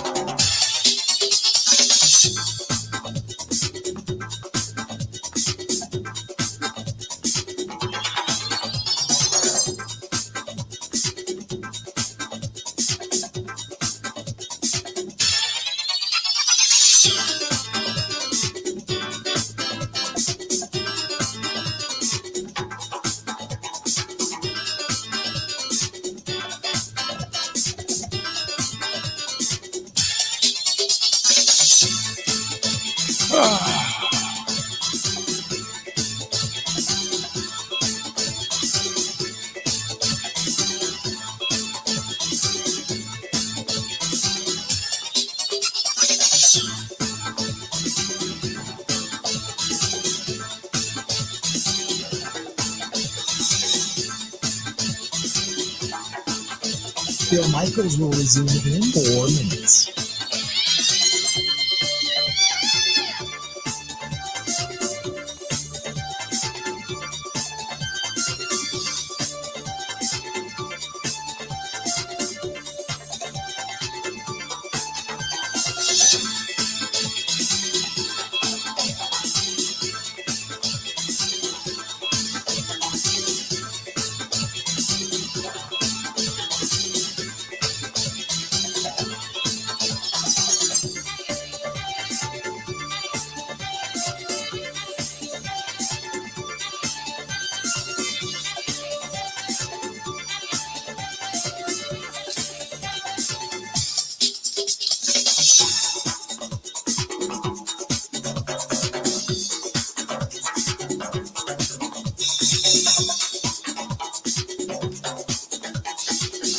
Bill Michaels will resume in 3 minutes.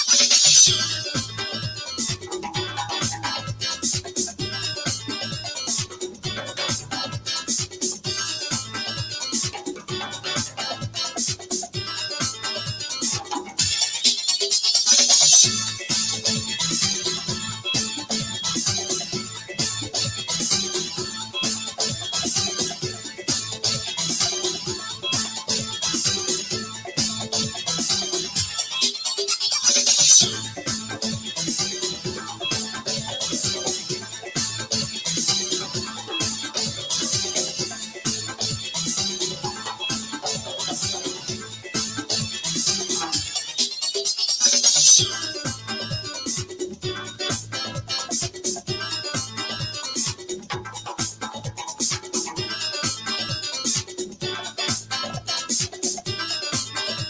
Michaels will resume in 2 minutes.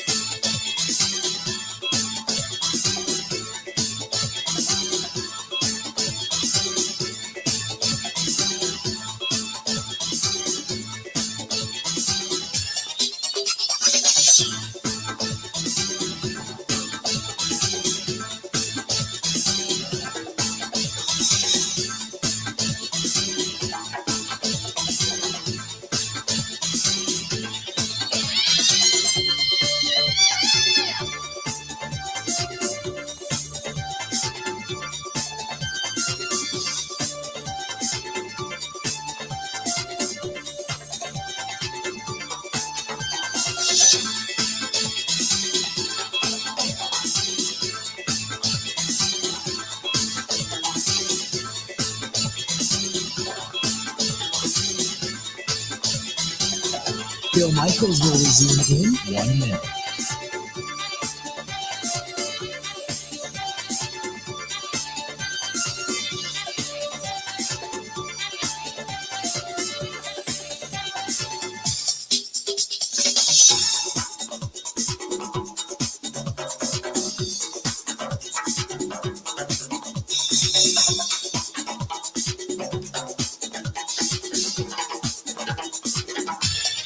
Bill Michaels will resume in 30 seconds.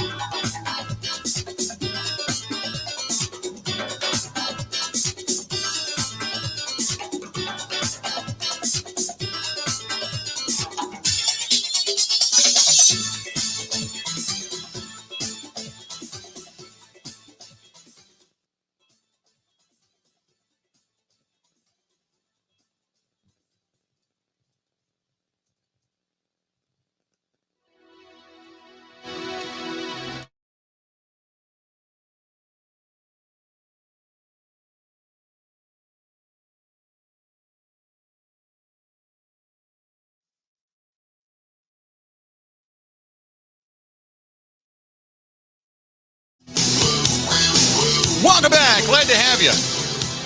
Thanks as always for paying attention to the program. Really, really appreciate it. Man, it was great to have Graham Rahal on. I mean, if you're a race car enthusiast, an IndyCar enthusiast of any type, man, it was great to have him.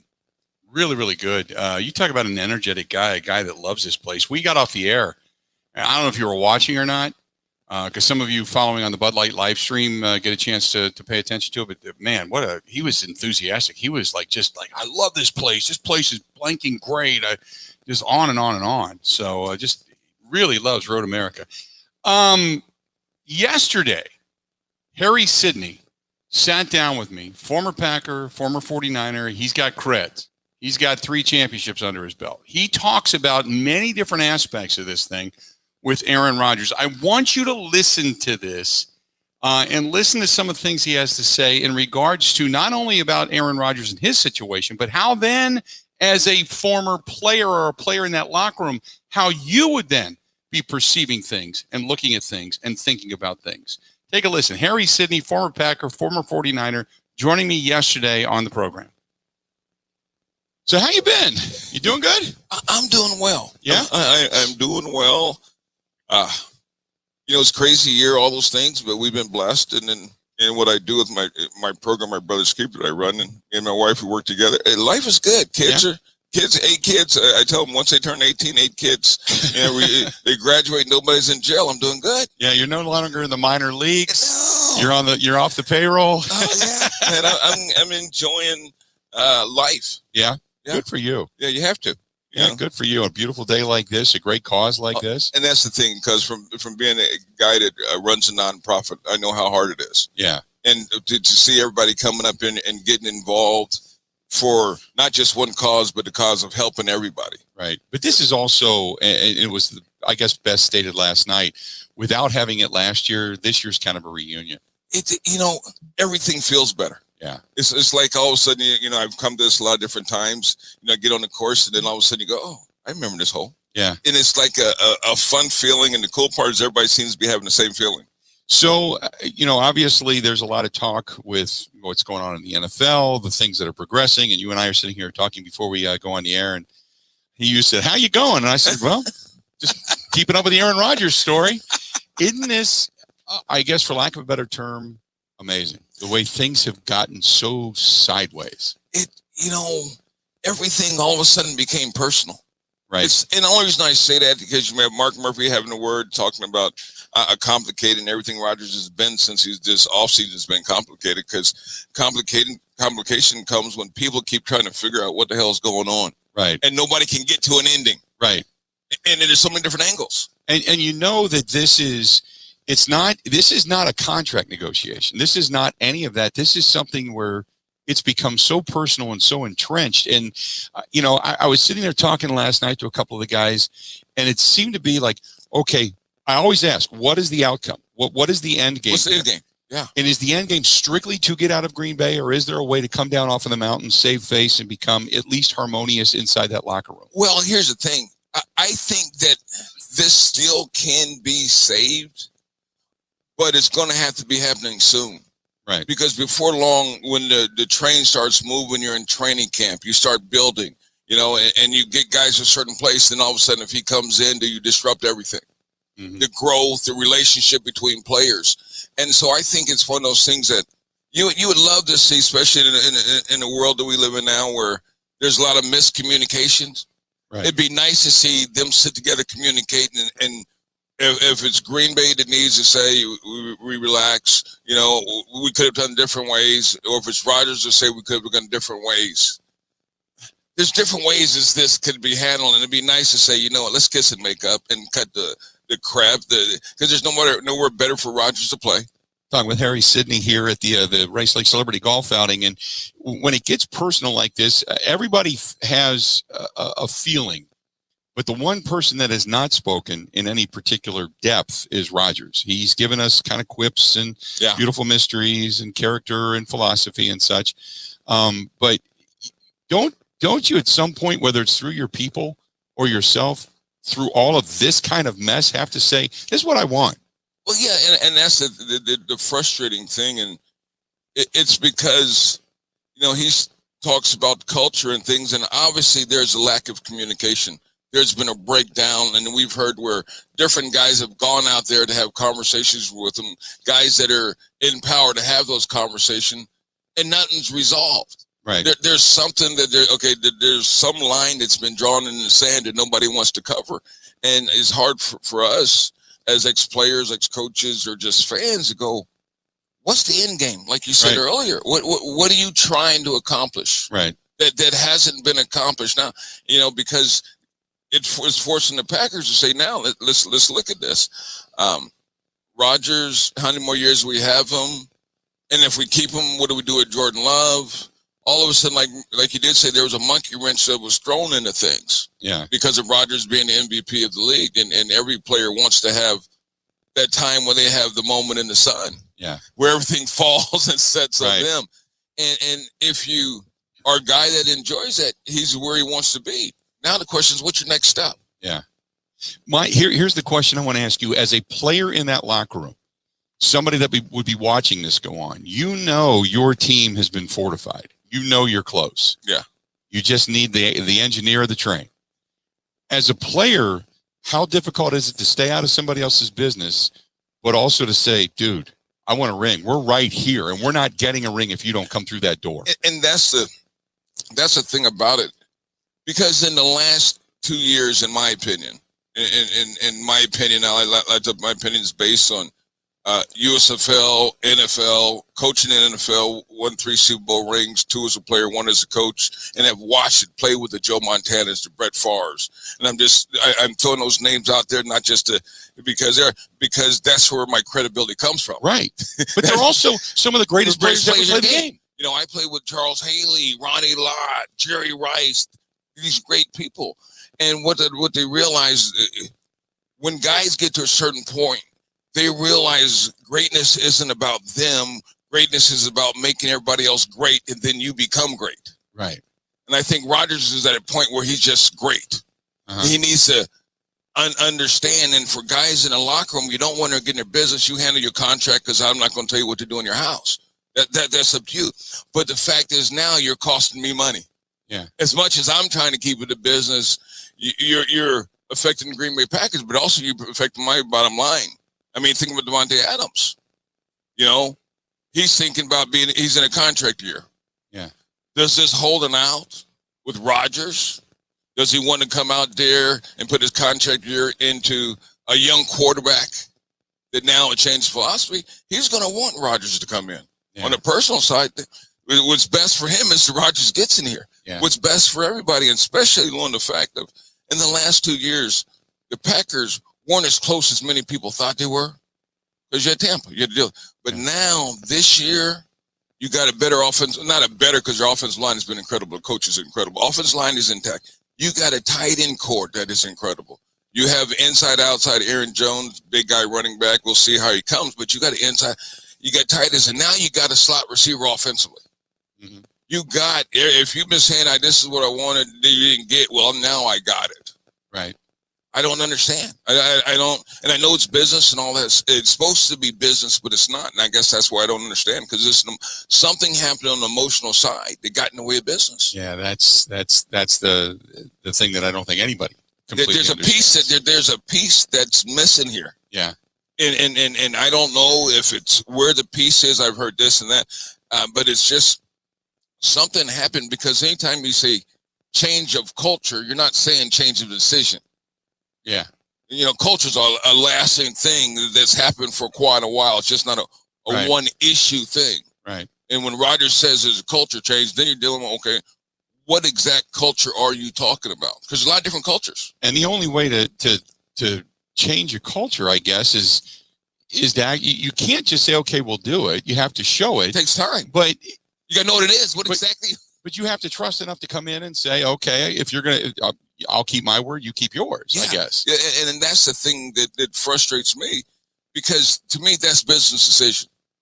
Football is you notice about hitting, running, tech. I know the game is changing, but it's about a team. It's about not one piece, even though the NFL is the NFL and the quarterbacks get the hoopla and all that stuff. It's still about the offensive lineman blocking and everybody being part of it. And I just think that Rodgers, man, you're part of something good. Yeah. You because as good as we want to say and all that stuff, were there 1 in 5 the NFC Championship games? Well, yeah. 1 in 4. 1 in 4. 5 of them. His touchdown to interception ratio. Mm-hmm. And in the big games, as good as he's played, they only have 1 Super Bowl, man. And I've said this before. Since 1992, you got Brett Favre and Aaron Rodgers, and you only got 2 Super Bowls. Right. That's I'm with you. You know, and you had chances. You had chances. Yeah. Because they were clearly the better team in 2014 in Seattle. We all know that. They made their own mistakes and screwed that up. And But, you know, when people talk about Rodgers, I remember he played on the bad calf in Dallas and made that incredible throw to Cook. They had no business being there. Yeah. And then to lose the way they did to Atlanta, I get it. You know, they got whooped up front. Same thing in San Francisco a couple of years ago. They couldn't stop the run. We know why they lost. Yes. But and I was talking last night with Wayne Larrabee about this. But this is Aaron's legacy. This is your legacy. You know, if you're considered one of the greatest of all time, you look at this and say, okay, look, I can be petty, I can get out, I can get more money, I can get this. But as a Packer and as your legacy goes, if you don't come back and you don't finish this thing, this is a stain that will never leave. That's, you know, and that's that part about it is not only is it that, but in the process, and we know how it goes, but in the process of you making these decisions now, how many other organizations that really can put you in a place that you want to be, do the things for your legacy right now. And so this move seems to, is this how you want to go out? Is this how you want to be? Is how you want to be known as the guy with the man bun now? Right. The sings the guitar. No. The sings. Yeah. in the. There you go. That was Harry Sidney from yesterday. And joining me there at the table out at Turtleback Golf Course. Just a lot of insight. As a player in that locker room, you know, I mean, he said, look, I'll support my guys, but once you start costing me money, something's got to be done. You got to make a call, say, hey, dude, you know, this is personal. This is not about a contract. This is not about anything like that. And yes, you're biting the bullet for some guys in this line. We appreciate it, but there's business to be had. There's business to be had at this point. 877-867-1670. Really, really good interview. Glad you got a chance to listen to it if you had not caught it yesterday. Stay tuned. We are broadcasting live at Road America. A lot more coming up after this. Ready.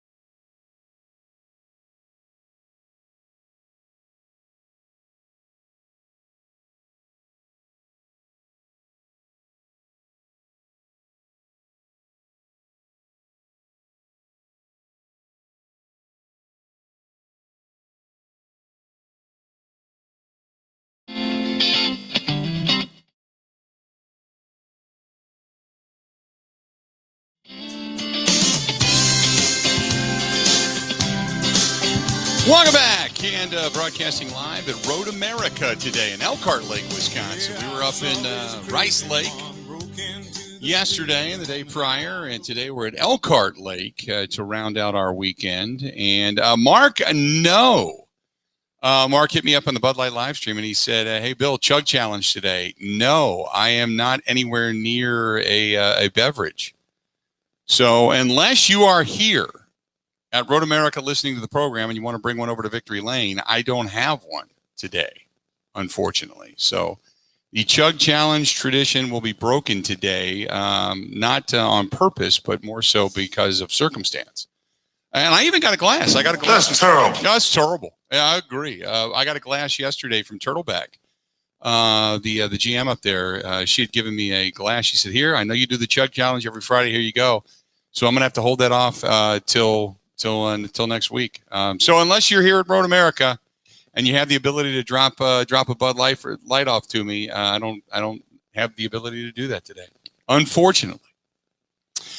Brewers coming up tonight. Corbin Burns goes to the hill for the Crew. So hopefully he can kind of put this team on his back, and maybe, just maybe, they'll actually put a few runs together, give them some support, and get back into the win column, because the Brewers have been lacking thereof.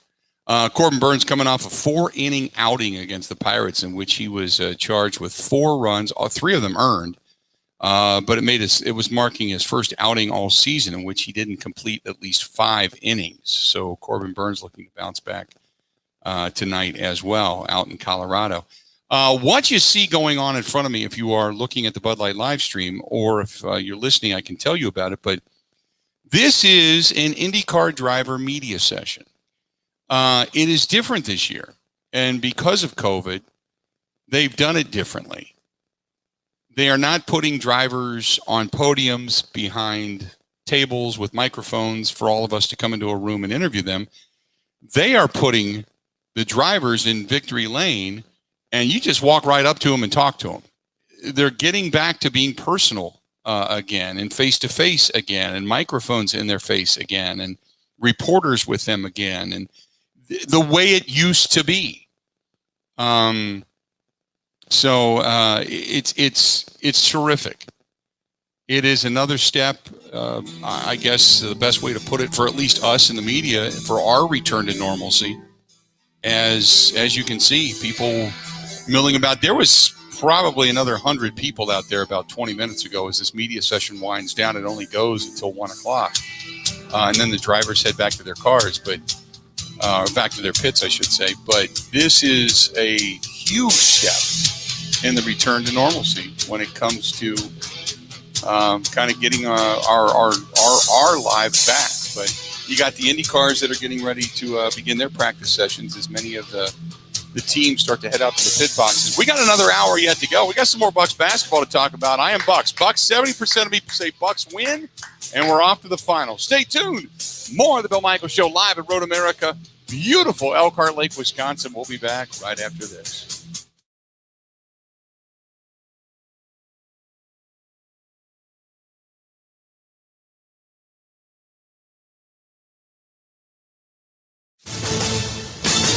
This is a Wisconsin Sports Zone update. Well, the Bucks have forced a deciding Game 7 in their series against the Nets. Milwaukee got there by getting a 104-89 win in Game 6 last night. Chris Middleton had a playoff career-high 38 points, 10 rebounds, while Giannis Antetokounmpo had 30 points. Since getting blown out in Game 2, Giannis says they played good basketball. Now they need one more.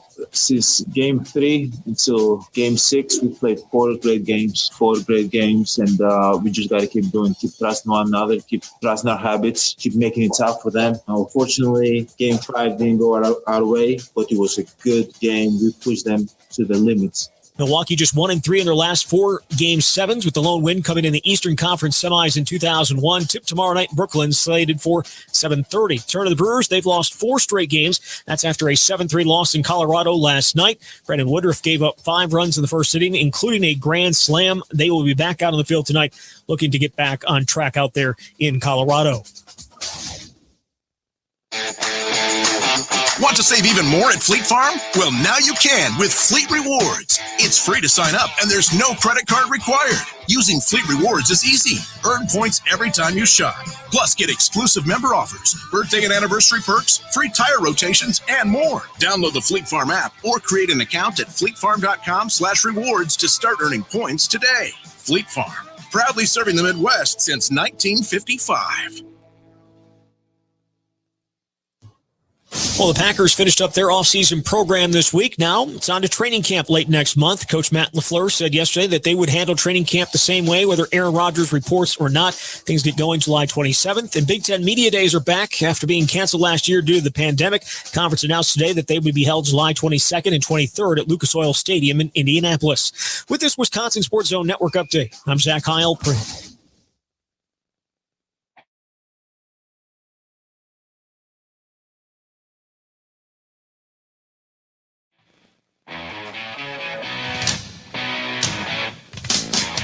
Welcome back. Final hour of the show. We are glad you are with us.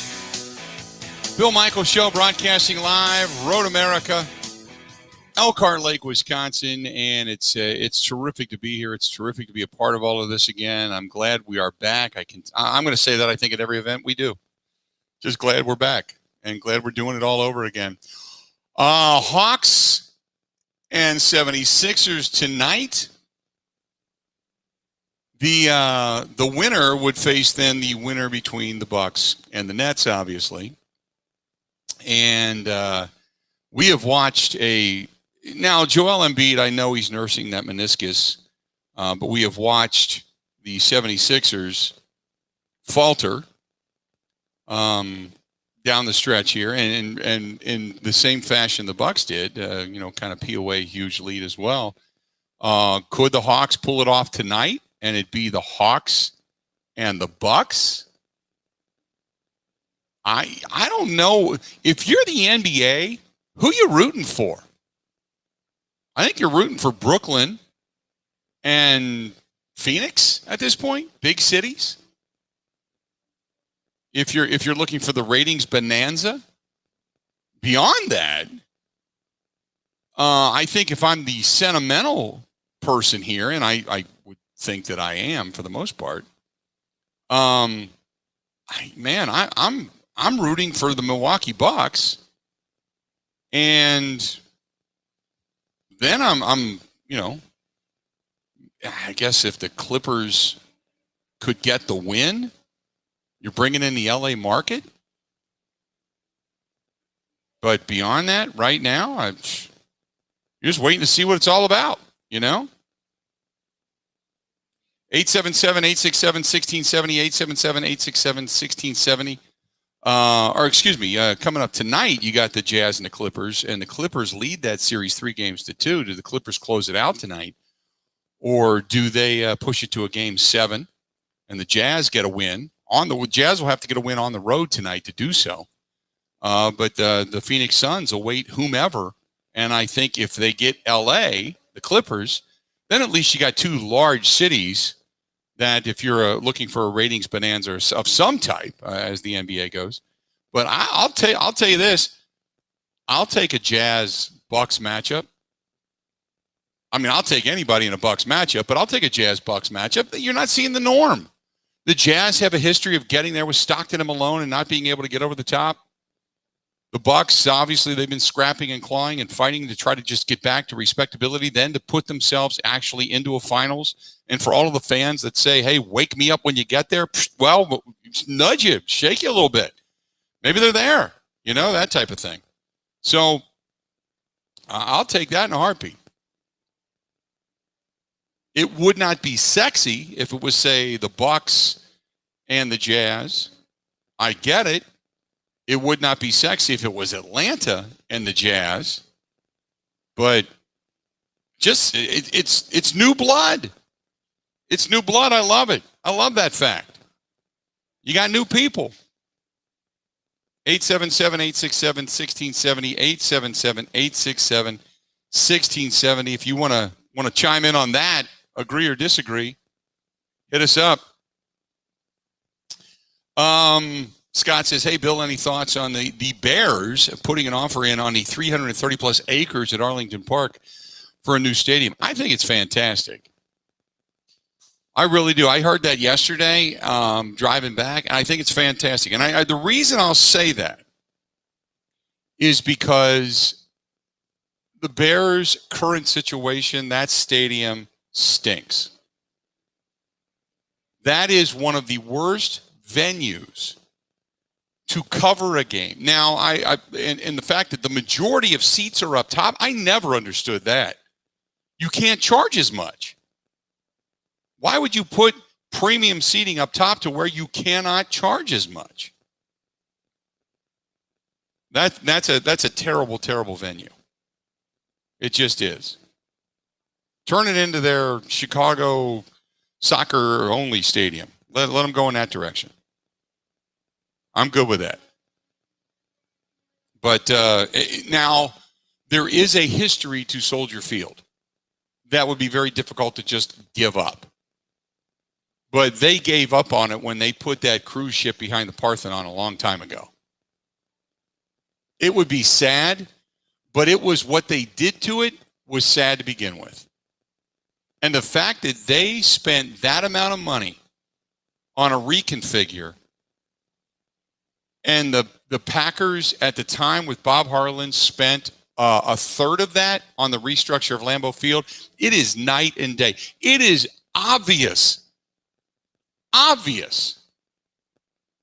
of the level of stupidity and or corruption in that city in Chicago to spend that much money on that piece of crap and to take away from the dignity what that was Soldier Field. So for them to say, you know what, we're going to move and go to where Arlington Track is right now, yeah, we can do that. I'm all for it. All for it. Go there in a heartbeat. Now, I still don't hope the Bears do well because of it, but a new venue, it can't be worse than that giant, big silver toilet seat that they play in now. 877-867-1670. 877-867-1670. Good stuff. Good stuff. I get it.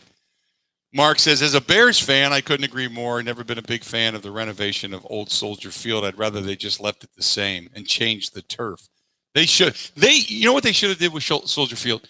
It's too much to build stone, okay? But what they could have done was build up end zones and to that extent then just refurbished the stone and redid the field. Maybe even dropped it down, dug down rather than stayed the same, and then added end zone and luxury suites and stuff like that in areas that could overlook, but to leave the basics the same and just try to add on to. And they didn't do that. That whole, like I said, that looks like a cruise ship parked behind the Parthenon.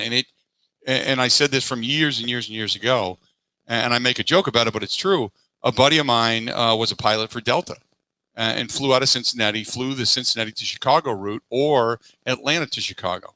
And he said the old joke was when they built that, when you get to the toilet seat, make a left. Because that's the direction they would come in. They would come in over Hammond, Indiana. You see the toilet seat, you go out around Chicago and then turn in to O'Hare. And he said, when you get to the toilet seat, make a left. And that was always the best term that I ever used in the description of Soldier Field. John says the person in charge of the redesign was promoted soon after the competition of the project to quarterback development. I love it. I love it. Tom says, hey, Bill, love to see you at Road America. Are you going to be out and about? Bucks in 7 tomorrow night. Book it. Where are you going to be watching the game? I'm going to be watching the game here on site. Unless I leave to go to a sports bar somewhere, and there's not many sports bars, in Elkhart Lake. Plus, I mean, the population of this little area goes up exponentially during a race weekend, so I don't know if you're even going to get into a sports bar. But otherwise, I'll be trying to cast it. Does anybody out there, Ben? You may know this. How do you cast from? I got Hulu on my phone, and I don't have the TVs in the RV. Don't have anything. They don't have antennas or anything, but they're there. Can you cast from your phone to a television? Do you know? No, I don't believe so. You can from your computer. You can cast from your computer to a TV? Yeah, you could plug in an HDMI cord. You could just take the cord from the TV, put it into your computer, and put it on. Okay, but that would also require then internet to my computer down in the RV site. See, I'm trying to. Then I guess you could hotspot. Yeah. You could hotspot your computer from your phone and then plug that into the television. Okay. I have to figure that out. I thought there was a way. I thought there was like Chromecast or something like that where you could actually link it to your phone, and anything that was on your phone you could cast to your TV. I could be wrong. Although I'm young, I'm not good at that stuff. Okay, yeah. John says, yes, you can. Screen mirroring to a Bluetooth connected device via Wi-Fi or internet. But again, I need Wi-Fi or internet. So I would have to then use the mobile hotspot on my phone, I guess. Because the hotspot that I use to run the show is getting up near its, and I buy a lot of gigs. It's getting up near its limit, and I still got another week to go. I guess I could if I really wanted to. It requires Chromecast. Okay. That's what I thought. Thank you, Angela. Yeah, Chromecast is the one. Okay. Well, maybe I'll go buy one of those nearby here today. I'll try to do that because I want to do that tomorrow at the RV. And if I can figure out a way to get the TV outside, oh my goodness, I'll do that. We don't have a TV on the outside of the RV. But yeah, that's pretty good. Okay. Well, I'll try Chromecast. I used to have one and it never hooked to my phone right. I couldn't get the damn thing to work. But I'll give it a shot. Good stuff. 877-867-1670. Buster says, Bill, the Bucks are going down. Not that I'm a Nets fan, but the Bucks just can't win on the road, and the Barclays Center has been their bugaboo. As much as I want to see them win, I think tomorrow night is going to be a deflating defeat, and we're all going to be wondering what the hell happened as Coach Budenholzer rides out of town. Man, Buster, I hope you're wrong. That's where that now he doesn't have a level of optimism like I do. I'm not saying the Bucks are going to positively 100% win. If I'll put a little money down on it. I can do that. Ben, you want to go double another round of golf? I'll do it. I was going to say, you want to do double or nothing on a round of golf? I got another guy that emailed me another round of golf too that chimed in on that yesterday, and I took his bet. Yeah, you got it. I mean, I'm going down to the Deer District or whatever it's called in Milwaukee. Yeah, I want the Bucks to win. But for the sake of the bet, I'll put another round on the Nets. So you just driving over there just to go there or what? Yeah, for the game. I have a couple friends that live right outside Milwaukee. Oh, okay. Yeah, it's a great place. It really is. Now, if you get to a sports bar and you want to go to a sports bar, you got to go to Stenny's when you're in town. And Walker's Point. They if they live in Milwaukee, they got to know where it's at. It's second to National Walk. Go to the Deer District, and afterwards, if you're looking for something to do, go to Stenny's and ask for Ryan. Text me, and I'll hook you up. Right on.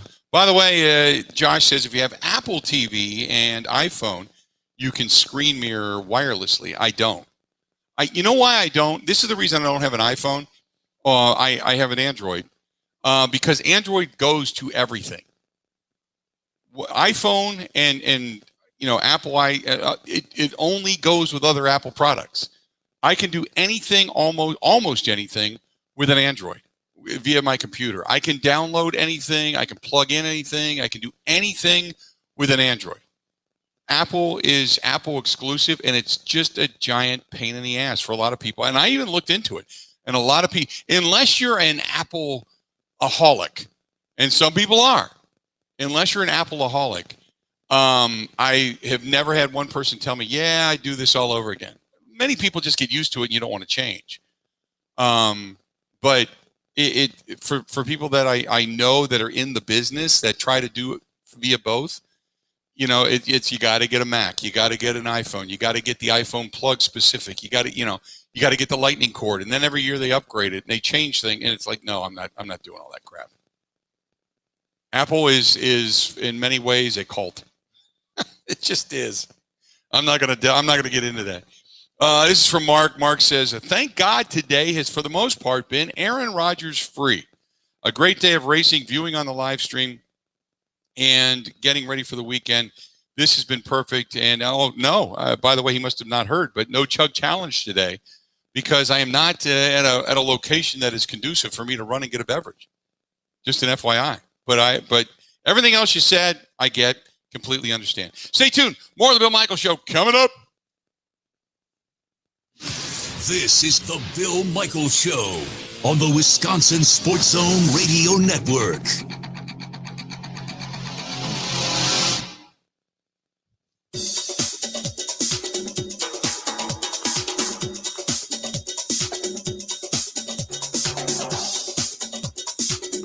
Bill Michaels will resume in 3 minutes.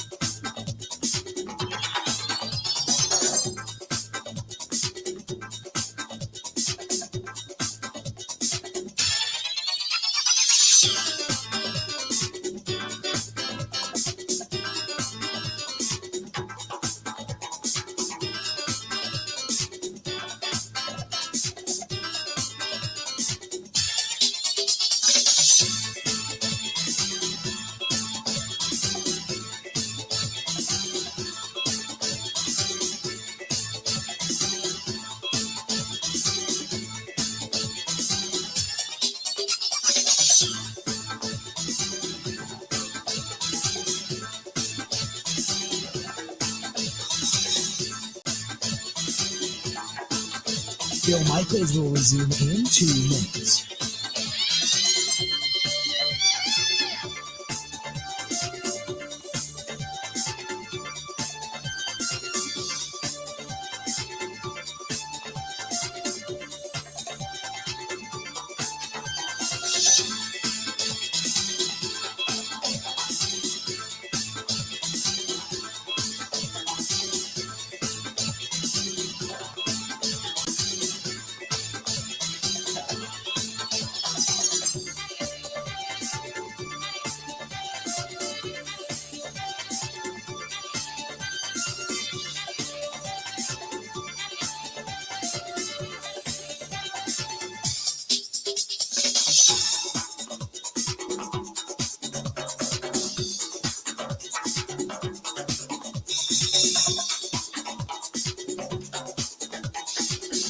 Bill Michaels will resume in 1 minute.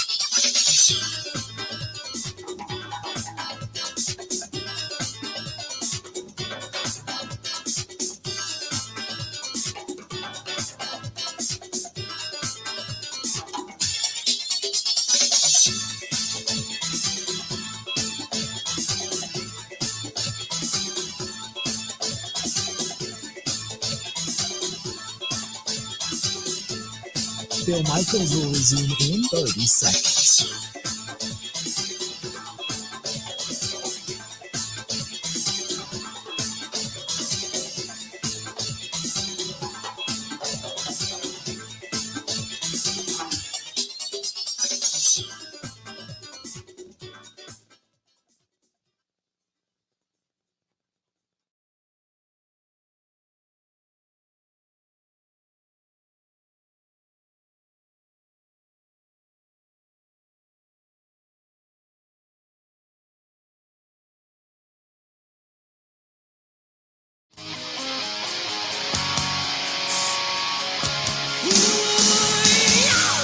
We're back.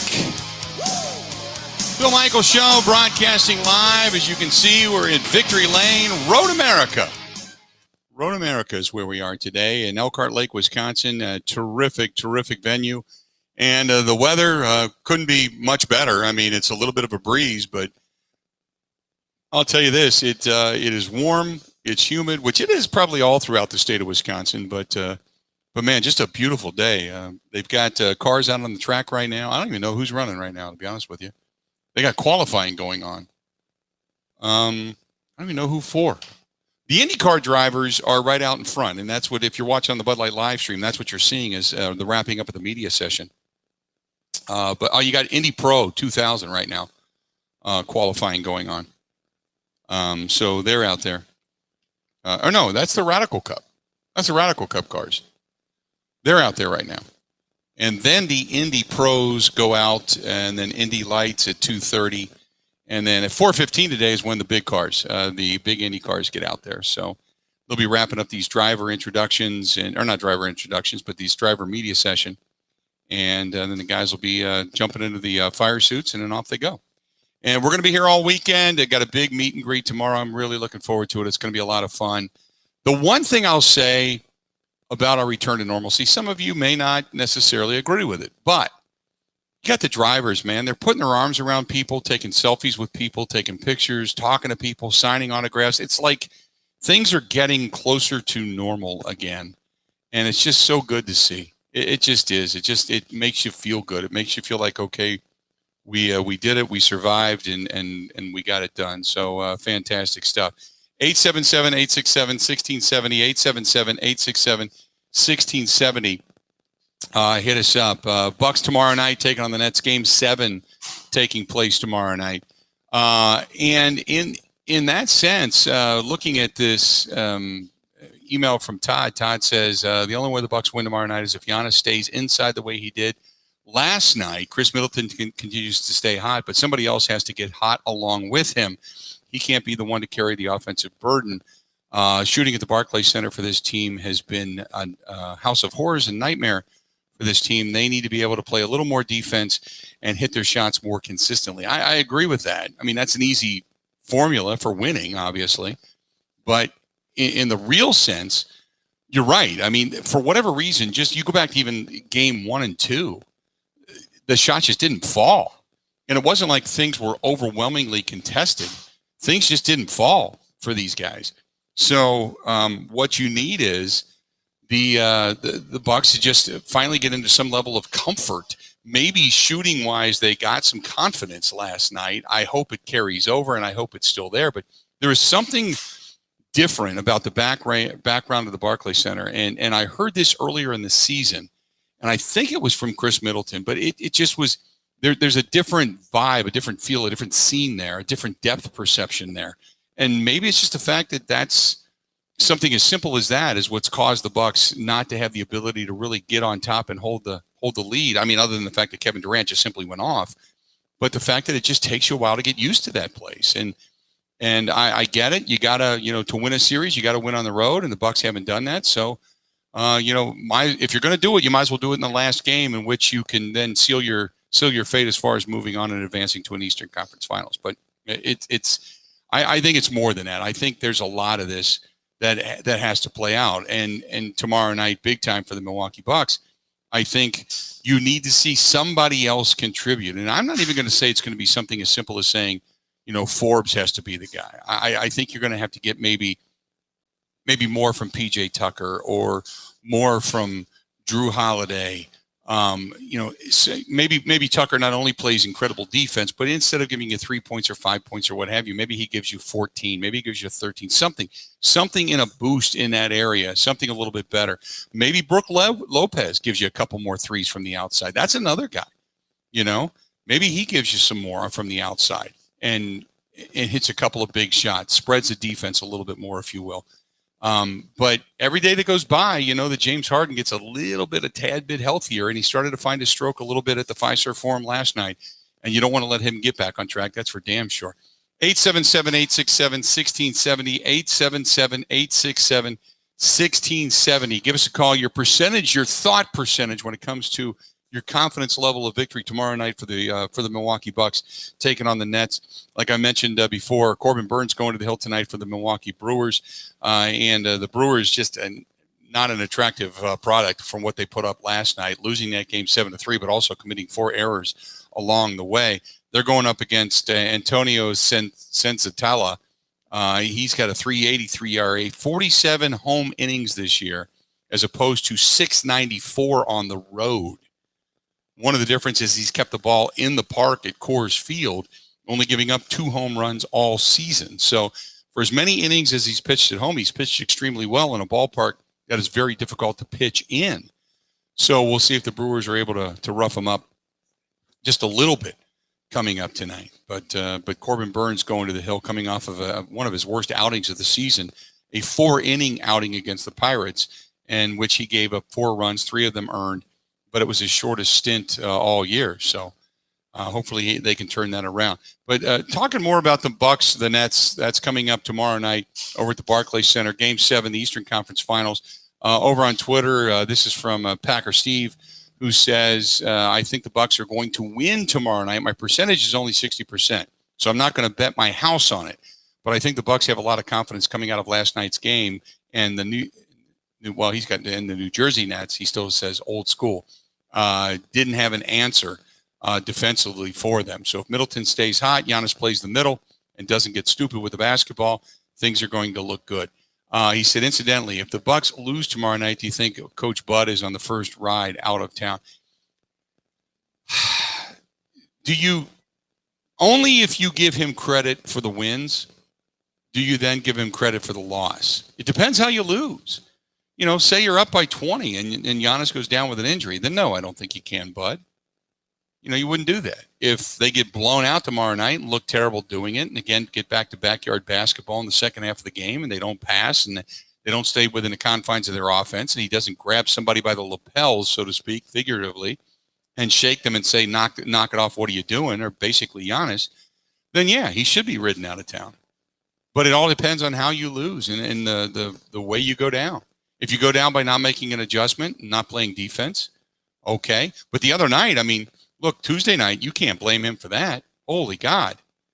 You can't blame him for that because he threw everything but the kitchen sink at them defensively, Kevin Durant defensively, 4 different guys. Nobody. It was just a night in which Harden was on. Nobody could stop James Harden. But, looking back at it, they didn't make any changes or do anything different in the second half when it came to the offense. They just kept playing street ball, and it cost them. They just all of a sudden went cold, kept shooting from the outside, didn't take it inside, didn't attack James Harden, who only had one wheel, and it was one of the dumbest things. And it left everybody throwing their hands in the air going, what the hell are you doing? You should have never lost that game. So I guess, in essence, if you do lose this upcoming game, Game 7, you really, for all intents and purposes, it should have never got to this. You should have ended it last night back at home, got rid of them, and you would have just sitting there been waiting for the winner of the Philadelphia series, the Philadelphia Atlanta Hawks series. So yeah, I guess you probably could. Hey, I want to say hi to a couple of great sponsors. Our buddy Dwayne. As a matter of fact, if you follow Dwayne's Cover It All over on Facebook, he just completed some boat seats. Oh my God, just beautiful work. But he can do it for office furniture, can do it for even your gym. If you can do it for maybe some of the home furniture you have. Get a hold of our buddy Dwayne, DUANES, Dwayne'sCoverItAll.com, Wisconsin's best canvas and upholstery and boat cover provider. Call him 715-870-2119, 715-870-2119. Also, as I had mentioned before, you're coming to Milwaukee, whether it's for a Brewers game, a Bucks game, whatever it happens to be, check out our friends at Stenny's, 2nd and National in Walker's Point. And that is the home of Milwaukee's best sports bar and award-winning Bloody Marys. Shuttles to all the games. Like I mentioned, Packers, Brewers, Badgers, Bucks, they got Packer packages together already.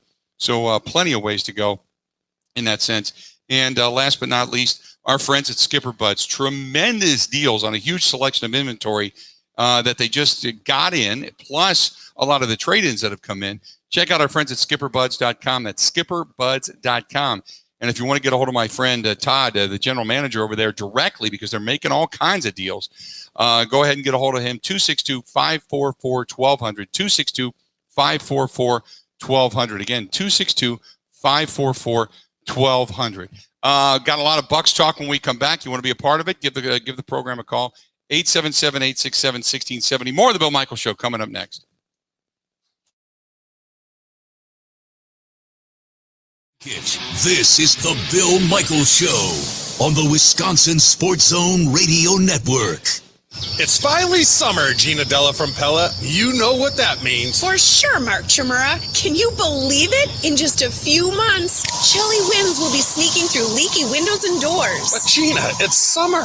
Time for cookouts, golfing, and heading to the beach. Exactly my point, Chewy. Sure, you and your friends are getting outside, enjoying warm sunshine and fresh air. But if you want to host game day Packers parties in comfort this fall, you've got to call Pella Windows and Doors of Wisconsin now. Gina, I already have energy-efficient Pella windows, but you seem to be on a roll, so... Depending on the style and materials you choose, you could upgrade your home with Pella windows in as little as 8 weeks. Bring it home, Gina. And right now, you can choose 40% off installation or 6-year no-interest financing. That's into 2027. You're not kidding. Just order by June 30th. Set your free consultation now at PellaWI.com/radio or 855-PellaWI. Certain restrictions apply. See show for details.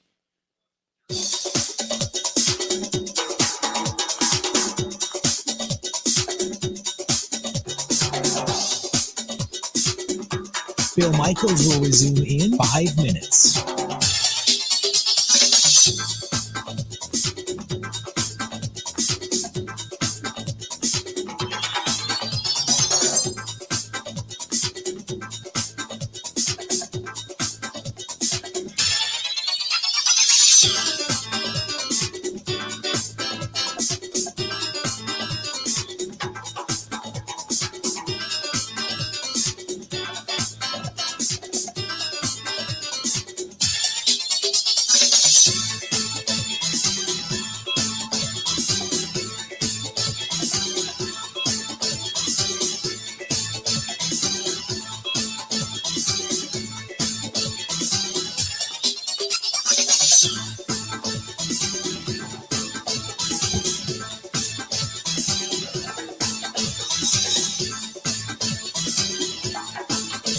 Bill Michaels will resume in 4 minutes.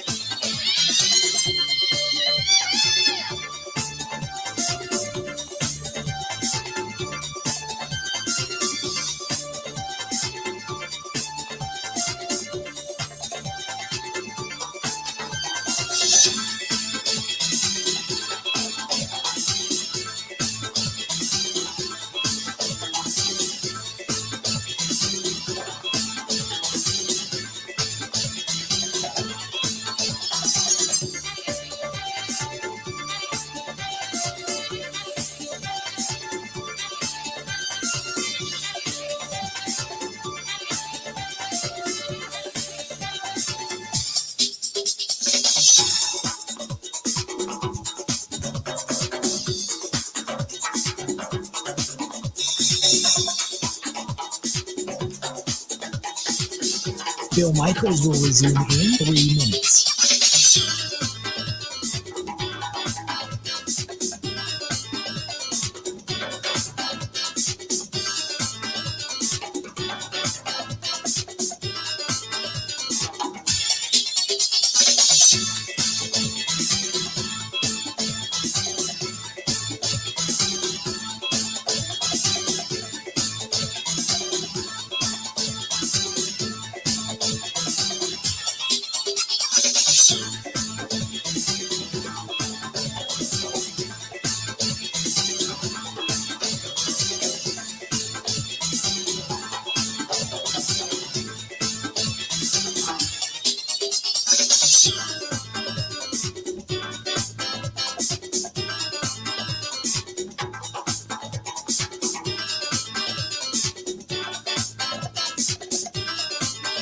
Bill Michaels will resume in 2 minutes.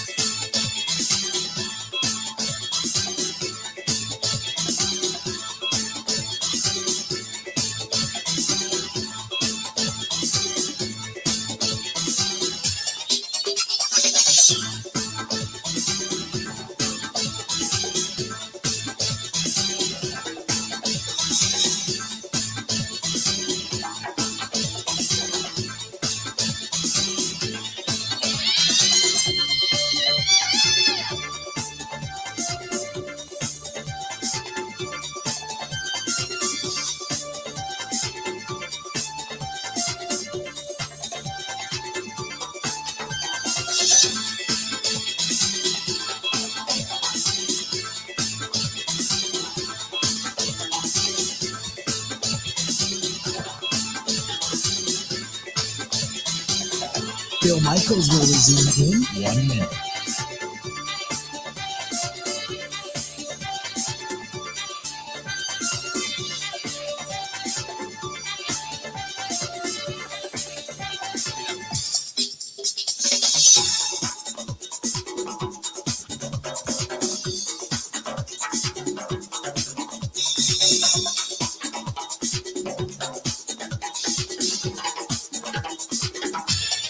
Bill Michaels will resume in 30 seconds.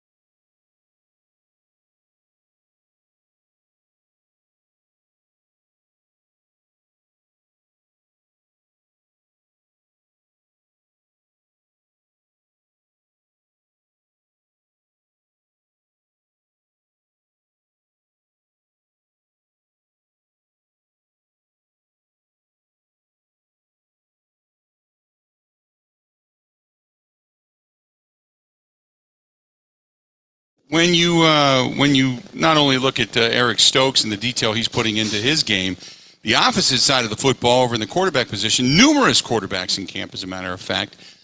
He talks about one of the backups, and that's Kurt Bankert, and his time with him before. Kurt's, had a couple years in the league now in Atlanta, and, he can really throw the football, but it's going to come down again to being able to do that in the preseason games to really show us what he can do and what he's capable of. But love the guy. He's just been a sponge in that room, always asks great questions. And, I think that he definitely has a chance to show what he can do this preseason. So what was his message? Jordan Love obviously has had all eyes upon him in many different drills, many different scenarios. And he is the guy that everybody's kind of looking over that fence just in case Aaron Rodgers does not return. So that being said, what was his message to Jordan Love when he now goes off to parts unknown, getting ready for the season? It's the same message it's been all the time you're only one play away. So you always have to prepare like you're the starter, and just to be very intentional about the work that you put in, to go out there with a purpose, to be mindful and in the moment. They had quite a few quarterbacks in camp. No Aaron Rodgers. You had to get a good look at Jordan Love, but you also wanted quarterbacks there to get a look at. You wanted quarterbacks there to be throwing footballs to other receivers. And Matt LaFleur says, look, I can throw a football, but we need guys that are of NFL ilk. I think the other guys, in terms of just their knowledge, have really been into it. It is a little bit more difficult when you're not getting many reps, and you just got to make the most out of every opportunity when you get those. And I do think that guys have done a great job of being prepared for those moments. So we all know the giant pink elephant in the room is the uncertainty at quarterback. And on one hand, if you're Matt LaFleur, you got to say all the right things. You got to say, well, we're forging forward and getting all of our guys ready, and you never know when you're going to play, and you're only one play away, and all that crap. We know that. But he talks about, or at least gives you the speak easy of the coach's speak, if you will, of quarterback uncertainty. You just got to take it day by day in terms of everything else that's going out there, and control the things that you can control. And that's, the attitude, how you prepare, and the effort that you give on a daily basis. So if you really think about this team for a minute, in the sense of how far away they are, I think most of us believe a fumble, an interception, those two things eliminated from the game against Tampa Bay, they're probably in a Super Bowl. Or over the last couple of years, one of the Achilles heel has been the defense, thus the change at coordinator. No more Mike Pettin. Joe Barry's now in. So Matt LaFleur discusses where the defense is at learning Joe Barry's new system. Well, I think the foundation's been laid. Our guys did a nice job of picking it up as quickly as possible. There are some similarities to what we've done in the past. I think Joe's done a nice job of incorporating like terms, so it's not a totally new system for our guys. And I think our assistant coaches have done a great job of knowing the ins and outs and the details, and being able to convey that and communicate that to our players. So at this point in time, we all know if you don't get Aaron Rodgers back, I don't know what your legitimate shot is at winning a Super Bowl. But he says every rep, every look, every snap that Jordan Love can get at this point in time, they're trying to figure out what they have in this kid, but they need every look at this point because it's all critical. I think he's done a great job of embracing just the whole situation, learning from every rep. One thing we talked about, after Tuesday's practice is, hey man, you're going to have some great days, and then you're going to have some days that aren't as great. And you got to be able to ride that wave. You're never too high. You're never too low, and just making sure that you learn from each and every rep. And I think he's done a really good job of that. Matt LaFleur says really looking forward to starting things in late July. We're excited about training camp. We're excited about this football team. I think the character of this team is really high. I think, the challenge is, can you recreate that magic that, we've been able to the last couple of years, and become a close-knit, connected team with great player leadership. But no, we're excited about just what the future could hold. And so, when you talk about excitement, it's hard to temper you. He says it's hard to temper the excitement. It's hard to, but he's talking about not necessarily about the season, because the uncertainty of the season without Aaron Rodgers, we all know what that probably is going to end up like. But what he says is hard to temper the excitement and enthusiasm for the rookie class. You know, we're excited about them, certainly. And you get more excited when you get around them and you get to know their personality and how they compete and the work that they put in. You couldn't ask for better guys, but ultimately it's how it translates to the field, how it translates in those preseason games, and then making most of their opportunities. Now, this was the soundbite that so many yesterday went off on, because he kind of made it sound like, oh, Aaron's coming back, like he knew something. But really, I think this was more that he was just enthusiastic about the guys coming back. And he talked about, when asked, is there a plan for Rodgers at camp or a plan for Love at camp, or do you just have one general plan for the quarterbacks and the team at camp? We've got what we feel is a pretty good blueprint in terms of how to get our guys ready to play. Obviously, it is a little bit different this year in terms of the number of preseason games, and then you compare it to last year, so you're kind of leaning back on the 2019 season. But you know, we feel confident with what we'll have in place with the guys, and we'll look forward to getting them back July 27th. Look forward to getting them back. Look forward to getting them back. I don't think he said him back, them back. Because he didn't really answer the question. He just said, we got one plan, and no, we got a blueprint. But you know, he's not going to say, no, we have no confidence in Jordan Love. I mean, you know, it is what it is. We all know that, but it is what it is anyway, because unless Aaron Rodgers comes back, a lot of this becomes relatively moot. So then he goes on and says that there's still a lot you have to figure out, still a lot to learn when it comes to Jordan Love.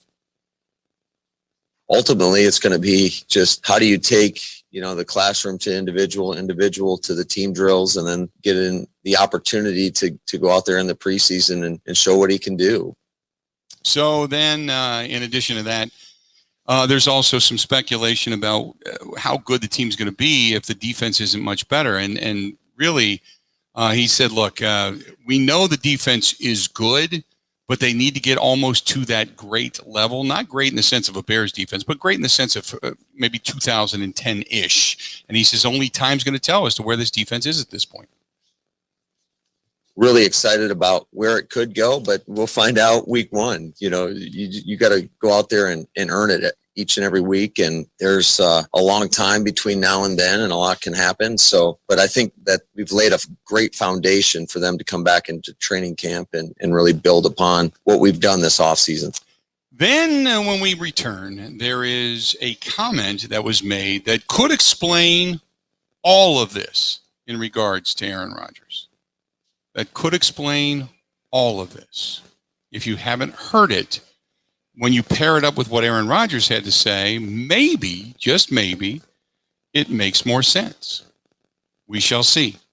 Hey, our friends at Kunis RV, Wisconsin's fastest growing RV dealer, your travel and camping companion. If you're in the market for a motorhome, a fifth wheel camper, travel trailer, whatever it happens to be, they are our supplier. They have got it all, and they are fantastic. We got a beautiful Nexus. It withstood the storm last night, and if it can withstand that, it can withstand anything. And slept, it was loud, I'll tell you that. Rain on the roof was loud, but we slept peacefully last night. So a fantastic night, thanks to our friends at Kunis RV. Motorhome, fifth wheel, camper van, travel trailer, they've got it. You can even try it before you buy it, and they have consignment. So they'll come and get your vehicle. They'll come and get your camper, your fifth wheel, whatever it is. And if you're within 50 miles of the dealership, they'll come and get it. That way you don't have to worry about the hassles of selling it yourself. And you can do that with Kunis RV. Go to Kunis, Kunes, KUNISRV.com. That is KUNISRV.com. Hey, don't forget about also our friends that are helping us out here on site. Our friends at Robert's Specialty Meats. We brought 40 pounds of the ribs on a stick with us. And I'll show you some pictures and stuff of that a little bit later on today. But they are helping us out. Our friends at Quick Trip. They power the RV with the fuel and the gas and the convenience store of use, and they're a big part of our tailgate party here tomorrow. And in addition to that, we got our friends at Burn Pit Barbecue. Go to burnpitbbq.com. They are veteran-owned, based here in Wisconsin. They've been around now for 1 year. Congratulations to those guys on their 1 year anniversary. They've withstood probably the worst of times, and now hopefully it's bigger and better things. Again, for a veteran-owned business here in Racine, Wisconsin, go to burnpitbbq.com. They have all kinds of flavored barbecue sauces, but also now a whole line of rubs and hot sauces. So go to burnpitbbq.com. That is burnpitbbq.com. Stay tuned. We're going to wrap things up here from Road America, and where we've got the IndyCar Series, the Rev Group Grand Prix coming up this weekend. Got a lot more. One final segment left, and you're going to want to hear maybe an explanation to all of this regarding Aaron Rodgers coming up next. Covering Wisconsin sports like a blanket. This is the Bill Michaels Show on the Wisconsin Sports Zone Radio Network.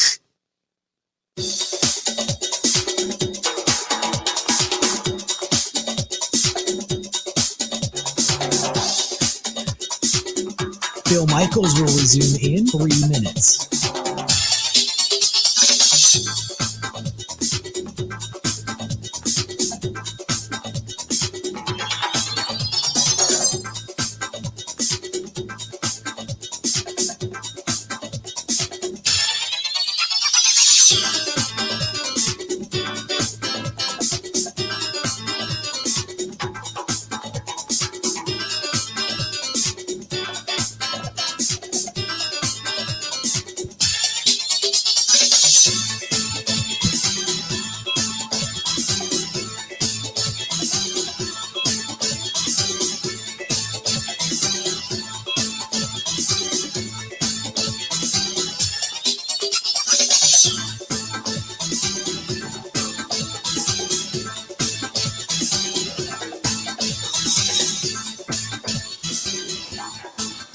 Bill Michaels will resume in 2 minutes.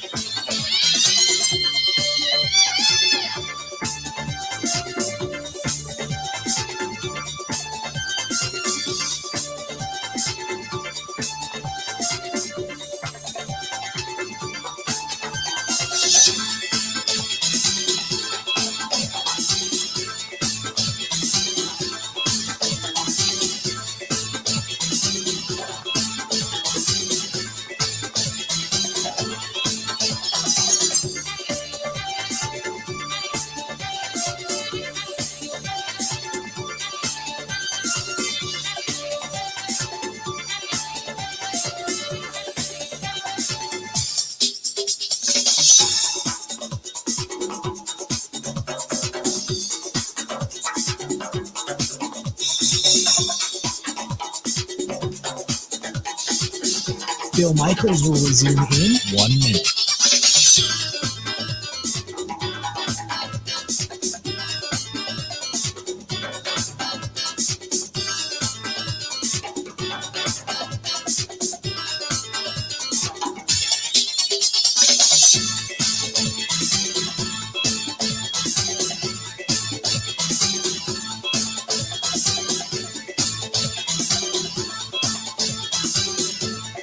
Bill Michaels will resume in 30 seconds.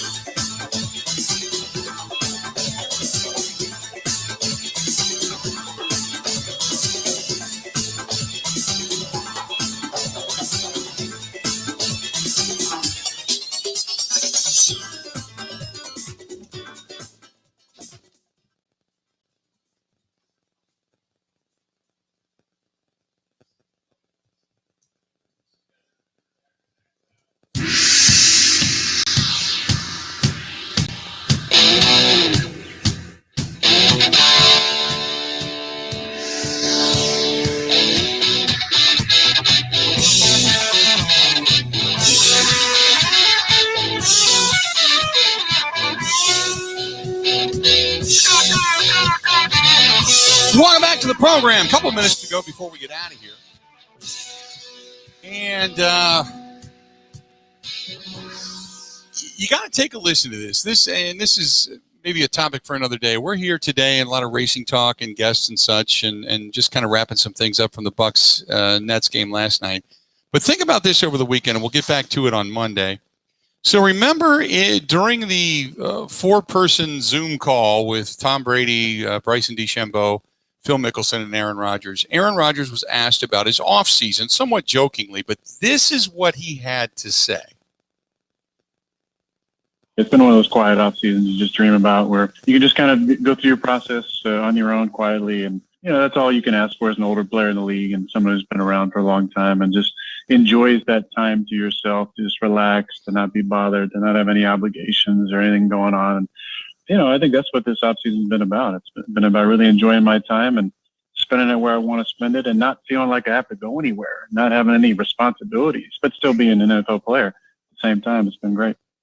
Okay. So remember, he said something there, about no responsibilities and, and all that kind of stuff. And you kind of went, what? Wait a minute. What? Well, here might be an explanation about being away, not caring, no responsibilities, nothing to bug you.